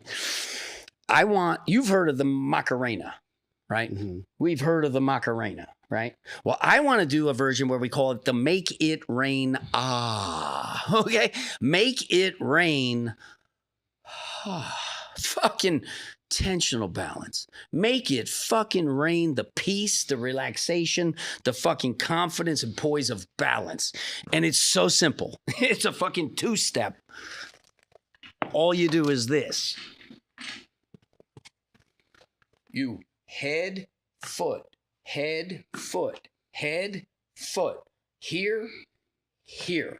If I put the head there and then I land there and I put the head there and I land there, that is perfect fucking balance. And down, boom, put it to a song. And everybody have fun for 2 weeks. Okay, great. We're all done. Fuck yeah. Right? Macarena, whatever. Okay, we all have fun, but what'd you get from it? What'd you carry home with you? I'm talking about muscle memory. That lets you walk like a big fucking cat. Are you kidding me? And all you got to do is just have fun, be goofy for a couple weeks, learn the fucking dance, play whatever song you like. I like that, the Staying Alive where it's like, 50 Cent, you know what I'm saying? Like, whatever. It doesn't even have to be one corny little tune. It could be anything. And I'm saying we're in the fitness industry and there's all sorts of walls and fiefdoms and stuff. And keep those walls up if you're training people with shit you don't want other people to learn your secrets. Mm-hmm. If I were a world-class athlete, none of this would... You'd be dead. You knew as much as you know now. I would not let anyone avail themselves of this advantage. Mm-hmm. Kidding me?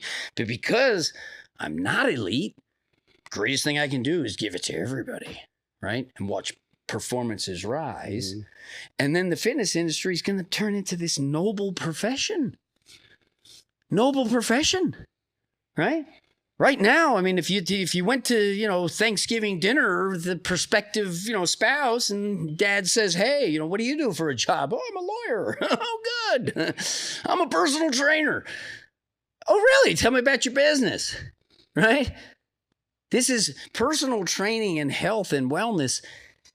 It's only going to grow as a profession because we're going to get into a situation where the machine is going to do it. Mm-hmm. And you're going to want a person for certain things. I'd rather get massaged by a person than a machine. I'll do a machine in a pinch or whatever convenience.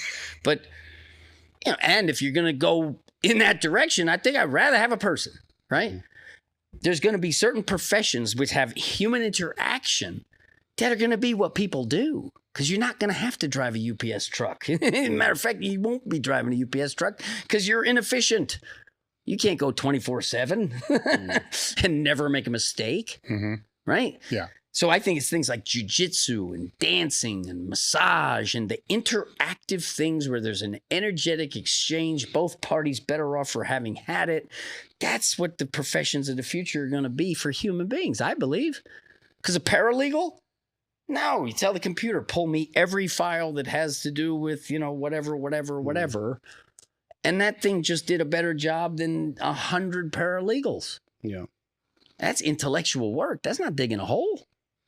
Right? Yeah, for sure. So I see it as, I don't know what adventure comes next. I think it's interesting that when you go to sleep at night, you sort of go somewhere and you don't know where you went. And that's like almost a third of your life. It's sort of weird. And so, I'm not afraid of death because, when the lights go out, sort of time doesn't really affect you and whatever. Well, you'd be too dead to care anyway. Yeah. And I think thinking about sort of, begin with the end in mind. We all know that, no one here gets out alive. If you can sort of understand, whatever you have to believe, if atheism works for you, then do it. Right. But don't try to foist that shit on those of us who do have a faith, because faith is harder and harder and harder to invest in. But when you've been through it enough, right? And I don't care if I'm wrong because I'm benefiting from it now. My relationship with my maker is very special. I'm in the line of fucking Moses and David and Jesus, and I'm here for good. And that's all just story in my head. This crazy kooky head that, as long as good things happen, I don't care what, it's almost like the ends justify the means, as long as we are making progress in enhancing the capacity of a human being to do something that others can benefit from. And do you think it starts that's the as essence simple as head over foot, what you just demonstrated? I just think that, no, I think what head over foot does is it puts you onto it puts you on a foundation where now at least you have a fucking chance. Yeah, that's what I'm saying. If you initial step. If I want to be a sniper, right, I have to get to bones and breath. Okay, if I don't get to bones and breath, I will never be consistent. I will always move. It is your fucking bones. It is your fucking breath. That's all it is. You want to shoot. And head over foot is bringing it into a balance on your bones structurally. Boom. Okay. For that instant, there's no distraction from that force. And then boom, it's profound. There are people who study Tai Chi and Qigong that are sitting there tuned into something that's as simple as spinning a ball on your finger, hard to do. And then we were talking earlier, the guy who spins a basketball on his finger versus the person who can't spin a basketball on their finger, look at their hands. What's the difference? You looking at it, you can't tell. There's this instant, subtlety of relationship that he's doing it with a basketball really well, and he can't even do it. Well, what do you do walking? What are you doing standing? Is it that much of a difference? Yes, it is. There's people who've studied this shit for years who they can be old and they're still vital and stuff. They're packing the relationship of heaven and earth, gravity, and they're using it as this generative, nutritive, restorative, packing the fucking chi, as opposed to burning it and, you know, with an inefficiency that's leaking, and then all the compensation that, you know, I got a fucking earache because my big toe got bruised 3 years ago. Oh, how'd that happen? Compensation. You're getting very much down the kind of Zen path to breathing and posture is everything. No, right. But I'm also an right? American, right? I'm an American. I want it fast, right? There's a time, right? And we are. You can't. You're a man of or a woman of your time, right? Babe Ruth, the greatest. Well, Barry Bonds a lot better, actually, but Babe Ruth is the greatest. Muhammad Ali, not the best boxer ever. He's just the greatest. I guess the point I'm making is that, like, in your head, then, like, head over foot and stuff like that, it's more than just a physical act. Would that be fair? You're talking about chi and stuff there, and so on and so forth. Yeah, you know, it's funny. I was up with the San Francisco 49ers. This was many years ago, and I said the word chi, and Dwayne Carlisle, you don't say chi. These guys don't know. These guys aren't going to listen to you say chi. I would say that it is simple as just a physical act. Yep. And just fucking feel it. And the best way to test it is walk upstairs. Yep. Walk upstairs and intentionally do not put your head over your foot. Yep. And you're going to figure out, oh, shit, my body actually was putting my head over my foot because that's the way it's efficient. And you watch two out-of-shape people going up Half Dome 9 hours into the hike as they're ascending to the top. They are putting their foot on the log.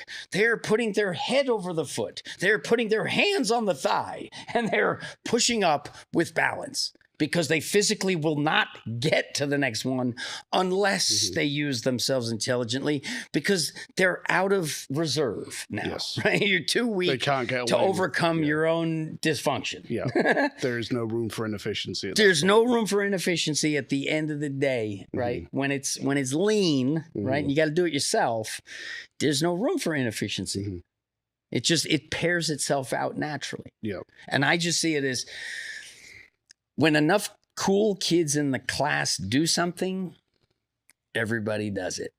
And it's a critical mass of cool kids in the class is what I see it as.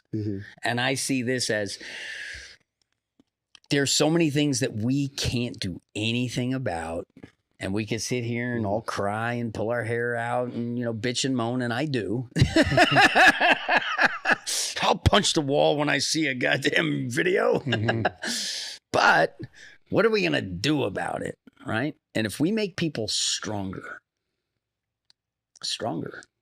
that is, like, strength is what it is.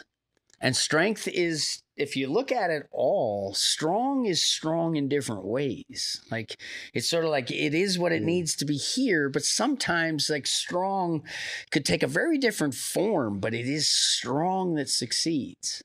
Weakness breeds evil. Because weak are always looking for, you're going to, like, you're going to take the precious oil and it's going to leak out if it's weak. And then you're going to be incentivized to compromise and to sort of, you know, conspire and, you know, not tell the truth because it's sort of weak. It doesn't have the strength to say, okay, I'm accountable for my actions, right? Put up the measure. Let's see how I did, right? Don't pull punches. Let's see what it is, right? That's strength, right? I agree, absolutely. And that's what it is. The kind of the carryover that it has to, I think, behavioral characteristics is undeniable in a lot of people. Well, and what I like is that we can go right to snap your fingers. You want to squat more, motherfucker? All right, I'm going to show you what to do, right?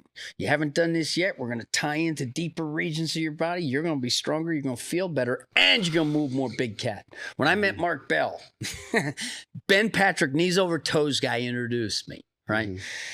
And I went up to super training. Mark was standing right in the center, and I just was smiling ear to ear. And I walk up, I'm like, Mark, I'm so happy to be here. I'm like, you are a big dog, right? You know, you're very relatable, right? And then you turned into this CrossFitter, fucking super fit.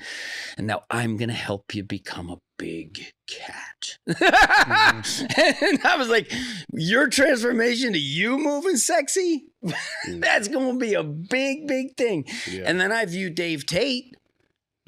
Sound the fucking horns, baby. Sound the fucking horns. People are going to hear this who otherwise would not listen to me. Okay? Yeah. Yeah. They would otherwise think, oh, that guy's full of shit. And even at this stage in the interview where we are, if you think that, keep thinking, because you're going to be in for a nice surprise. I like that. What I'm saying is true. Yeah. And it's just the messenger, right? I mean, the messenger can be rewarded, the messenger can be hung, and the messenger doesn't fucking matter, is what this is. Because once you know it, I don't fucking matter. Yeah. Hate me all you want. Yeah. If I gave you a good tip, use it and fucking benefit from it. You know what I mean? But don't spite yourself by not doing what I said just because I said it. Mm-hmm. And that's what I'm doing I'm peer pressuring them by saying, I know you motherfuckers gotta do what I have discovered and stop doing what you're doing. And I'm pissed off at you because you hurt me for so long and you're not doing it. So I'm going to make it harder for you now by telling everyone, right? Now I'm in the center of the playground, right? Where's the bully? Where's the guy who told me both? Like, come on here. I'm going to punch him in the nose. He's going to fall down and then I'm going to pick him up. And without me, he can't get up. Like, that's sort of what I'm doing. Mm-hmm. I'm very angry.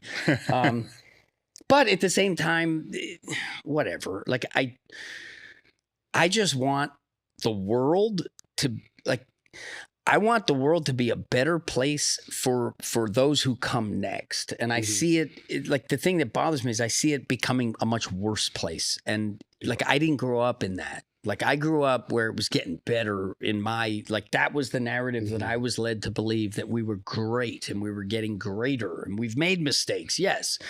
Right. But it's progress and it's the greatest nation on earth. It's so great that I can say it sucks and nobody's going to do nothing to me.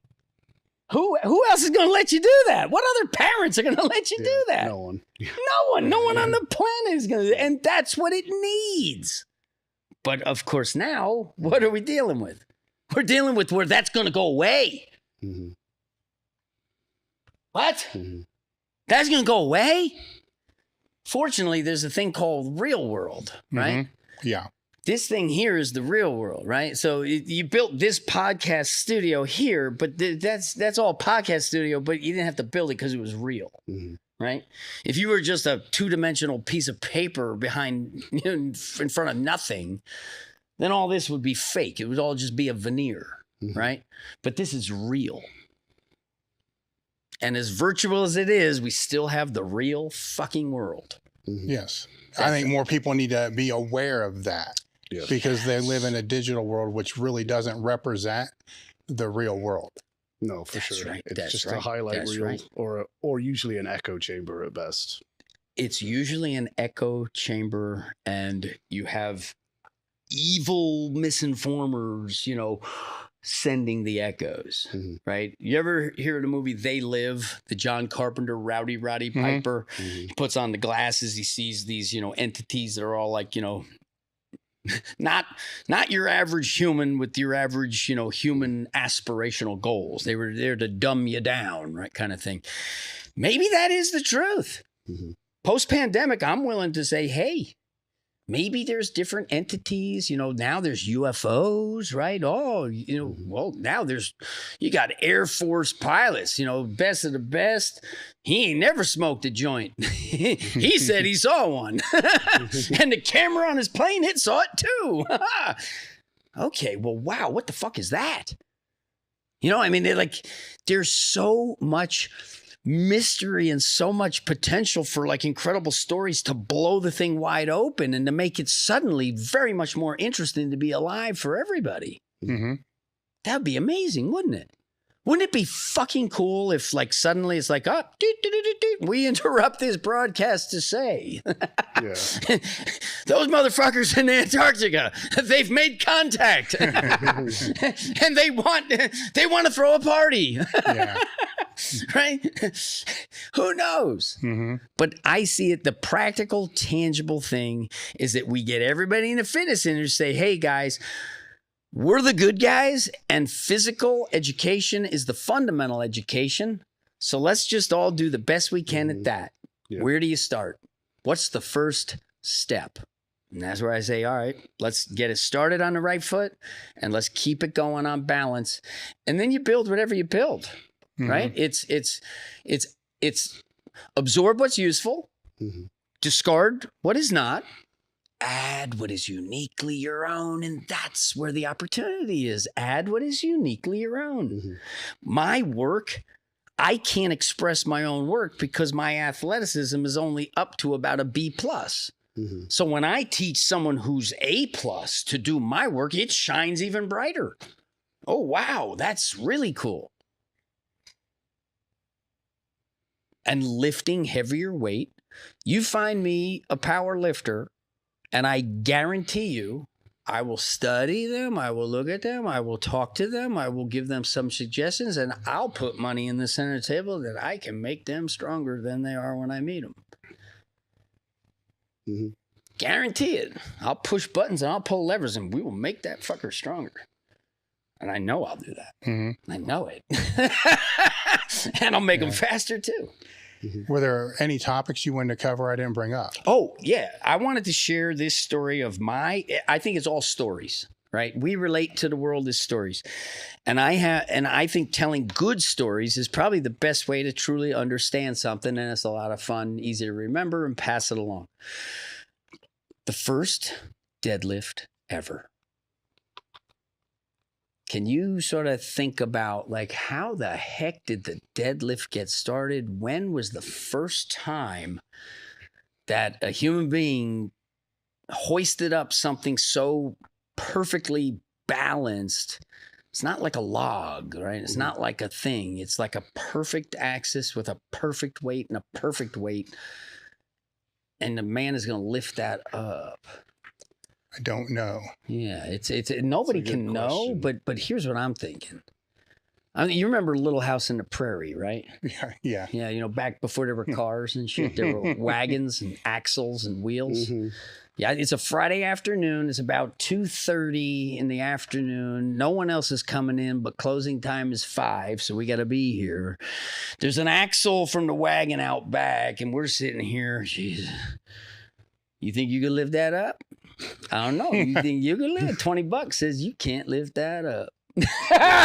And those gentlemen went out in the back and they figured out, okay. Yeah, and then it becomes, and it's a perfect fucking deadlift. Yeah. And the guy lifts it up and gives him $20. And now you have the deadlift. And then it becomes, but I bet you can't put it over your head. Yes, of course. I bet. That's the jerk. Yeah. And that's literally how it started. Think about it. Like the shot put. Hey, how far you think you could chuck the thing? It's just competitive guys sitting there, look at it, bored.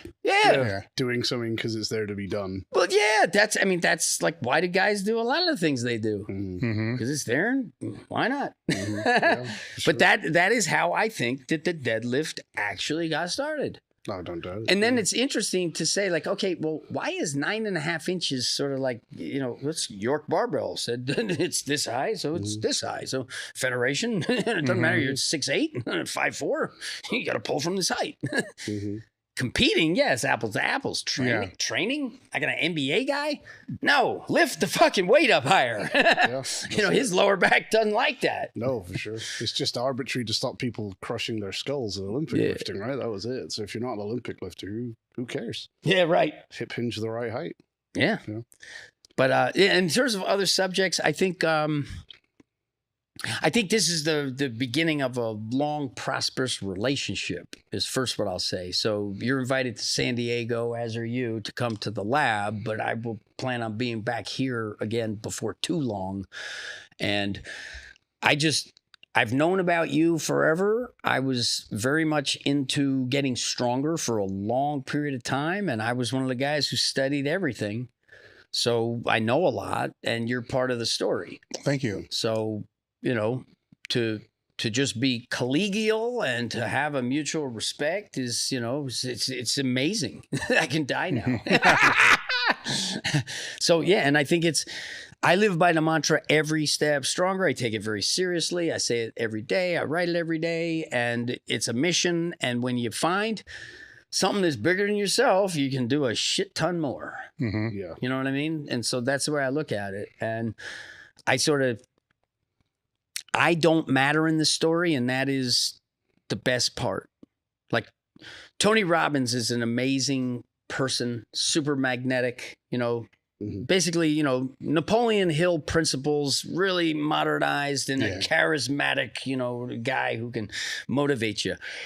And most people would look at that and say, wow, I would trade place in a second. But see, I look at it and say, like, okay, I don't want to I want to be behind the camera. I don't want to be in front of the camera. I don't want to have to get on stage and be me delivering it. I want to be Tom Sawyer sipping my lemonade. Everybody else paint that fence, right? And if you could set up a situation where everybody, it's in their own interest to paint their own fence, the way that you sort of figured out is the best way to do it, that's the ultimate fucking win. Yeah. And then business, so that's the good one. And the rope flow. I created something called rope flow because 2004, I met Buddy Lee, one of the best jump ropers in the world. And I watch him doing it. I'm like, I'm just going to take the jump part out. I want all that. I don't want to get tired. I want Philly shell. Like, I want to move. So I just took the jump out. And it was like, holy shit, this is the Rosetta Stone of training modalities. In a month, I turned myself into like, I played football. Today, if I played football with my knowledge, I wouldn't want to play football. I was a defensive back. You're going to look that way and you're going to give me 6 yards to fucking line you up. I could destroy another person. Like, when I was playing football, it was tough and hit, but now it's like, concentrate. I'm going to break you. I literally feel like if you gave me 6 yards and he's defenseless, there's a reason why they're putting flags on the hips, because it's getting dangerous. Like, I could literally hurt another man because I know how to use my body better. When I was playing football, it was like the focus was here. So it was like, yeah. But now the focus is like, I can concentrate it. Like, where am I going to hit you? And when we played, or when I played, it was you were. Yeah, use your head. I was talking to this person last weekend, and they were like, did you get a lot of like head trauma? And I'm like, oh shit. I had 4 years of intense trauma and another 4 years of trauma, but more impactful less often. In high school, I would say my sentence is out of order because every practice I was trying to break my helmet. Like, that's what we were trying to do. It was sort of like, and I was the one who would never back down. So like, I have more head trauma. And then I think like, okay, wow, I'm very smart, very driven. I had all those fucking traumas. Maybe that's why maybe the THC on top of all those lumps, like short circuited shit that I'm not just laying on a couch like that. I'm up going crazy. Who knows? But the head trauma was something that, that was just normal. And it was a badge of honor. Yeah, I remember with my helmet, the different opponents' colors from their helmet on my helmet. Yes, that was the honor. Like, look at my helmet; it's got the every brightest team's colors, the deepest groove that you cut in it. Like, I mean, that if you could break one of the little face mask holders, like these were badges. The rubber on your face mask, when it got gorged out and there was just a big strip of metal, like those were the things. And it's fucked up now when you know what you know, right? When we know now. Oh, yeah. It's like, oh, shit.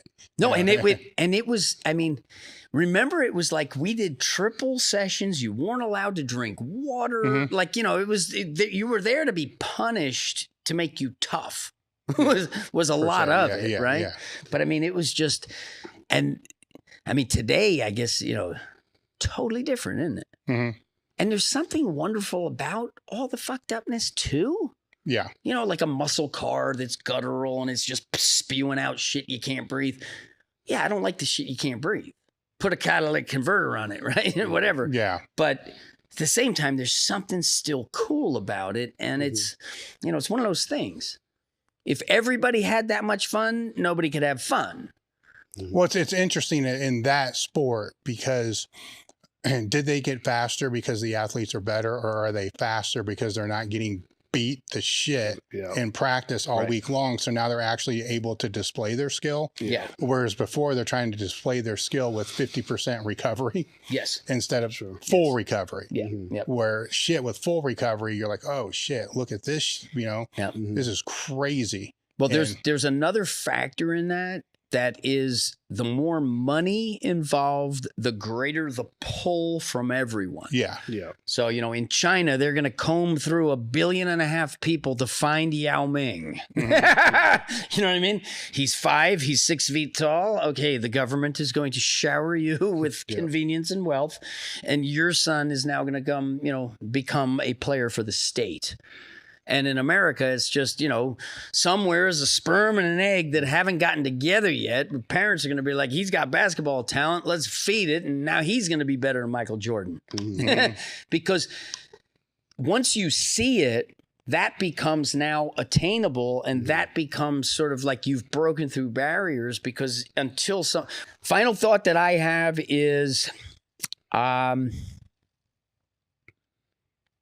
let me think of like something that would actually be something that I want to say to sum it up. I don't know. Be as strong and as honest and as kind as you can be. And sometimes saying the truth doesn't appear to be kind, but if it has the good intentions where it's like you got to go through hell before you get to heaven, sometimes you got to say it, because I see something where like an exercise guy will slight another guy online, and when they get together, it's, oh no, it's all nice, and then they go away, and then it's slighting each other. You guys are fucking bullshit. You know what I mean? If you got a problem, say the fucking problem, right? If you don't have a problem, well, then let's do some things and let's work together. That's what I want. What I want to do, okay, here's my final thought. My final thought is I want this day right now, today, to be a turning point when I learn to be nicer and more relatable to people, so that my work has a chance of going. And maybe this is the day when I say, all right, I've had enough of my vengeance phase, right? Now let's just focus on constructive. What do I need to do that we can work together and that you can help me make it rain for everyone? That's what I want. If the goal is to help as many people as you can, that is the goal. That will not ever be obtained through violence, and revenge, and any of that. You're right. And I think, for me, it was a phase that I needed to go through. If they didn't do it and I didn't do it, this wouldn't be happening. So in that sense, it's the best thing in the world. The greatest gift it could have been was the splinter that made me get a needle and pull it out, right? And really hard, because I can say that I want to do it and I can want to do it, but that little boy inside that feels like I got punched, I didn't do anything, and I don't like that. If you feel you've got this tool that can genuinely help that many people, then you just do yourself a disservice if you behave in a way where it can get spread. Or I would throw it back and say, then you don't want it enough. Yeah, I think the reasoning that I have on it is, if athletics and advantage is a necessity, so you don't want to wear cleats, go fuck yourself. You know what I mean? You're gonna wear cleats. I don't give a fuck who invented the cleats. You could hate that person, you're still wearing them. And that's how I feel about head over foot. It's like, look, guys, this is a natural behavior that good athletes already fucking do. So all I did was just figure out that it is that simple. Yeah. That's all I did. You kind of just quantified it with a phrase and said, look, here's what they're doing. You should do it too. What I'm saying is, let's simplify nobody is more guilty of fucking geeking out and talking about minutia than me, okay? I'll talk about the most obscure little shit that nobody even knows what the fuck I'm talking about. out because I like geeking out. We love geeking out, don't we? But that person's not even going to know what the hell we said. Yeah, that ain't going to benefit the masses. Right. And that's all fucking masturbation. What matters is what actually gets conveyed, and head over foot, whatever the fuck you want to say. If you do that action, you're balanced. And that's what I care about. Because from that foundation, now you can be stronger. It's sustainably strong. So you're not running out. You're only building. The longer you're in it, the bigger you're going to go. The more reps you have in it, the faster you end up going. And this is when the chemistry is beginning to taper. You're neurologically starting to put it together. Because chemistry, you know what it is. There's limitations. And we know that. Like exercise science, you know where it's the most sophisticated? Chemistry. Give me a drug that they can't detect that makes me better. I'll pay you $1 million for that drug. I'll pay you $100 million for that drug. There's not a lot of money in teaching you how to do a push-up. You know what I mean? Yeah. And the margin on fucking bent steel, it's less than you would think. You know what I mean? Yeah. So the sustainability of this profession is going to be when we graduate to this next level of going from toddlers that didn't know how to walk in balance to young kids who know how to play nicer because you're just sharing everybody. Like, playing dodgeball. Dodgeball was an amazing game, amazing movie. If you can dodge a wrench, you can dodge a ball. And I had gym teachers who were also the football coaches. Yeah. Okay, so on a rainy day when we're stuck inside, we're playing dodgeball. Okay, and then they roll the balls out, and then, 10 minutes into it, they throw the little red rubber balls out. These things are bigger than a softball, but they're that red rubber bouncy play ball. When you take an 18-year-old guy like me who can throw that thing 80 miles an hour and smack someone in the head, their feet are going to be higher than their head was. Okay, that's what's happening. And I know because I used to do it.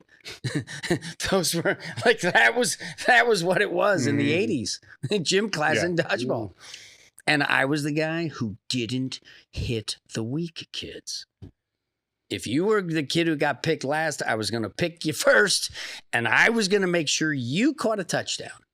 That was just the way I played gym class. And I played it. Like I would sweat in gym class because it was so much fun to get everybody hyped up and have some kid who never caught a touchdown catch a touchdown. And then take your buddy who you're equal, you're allowed to fuck with him, to smash him in the face with a dodgeball.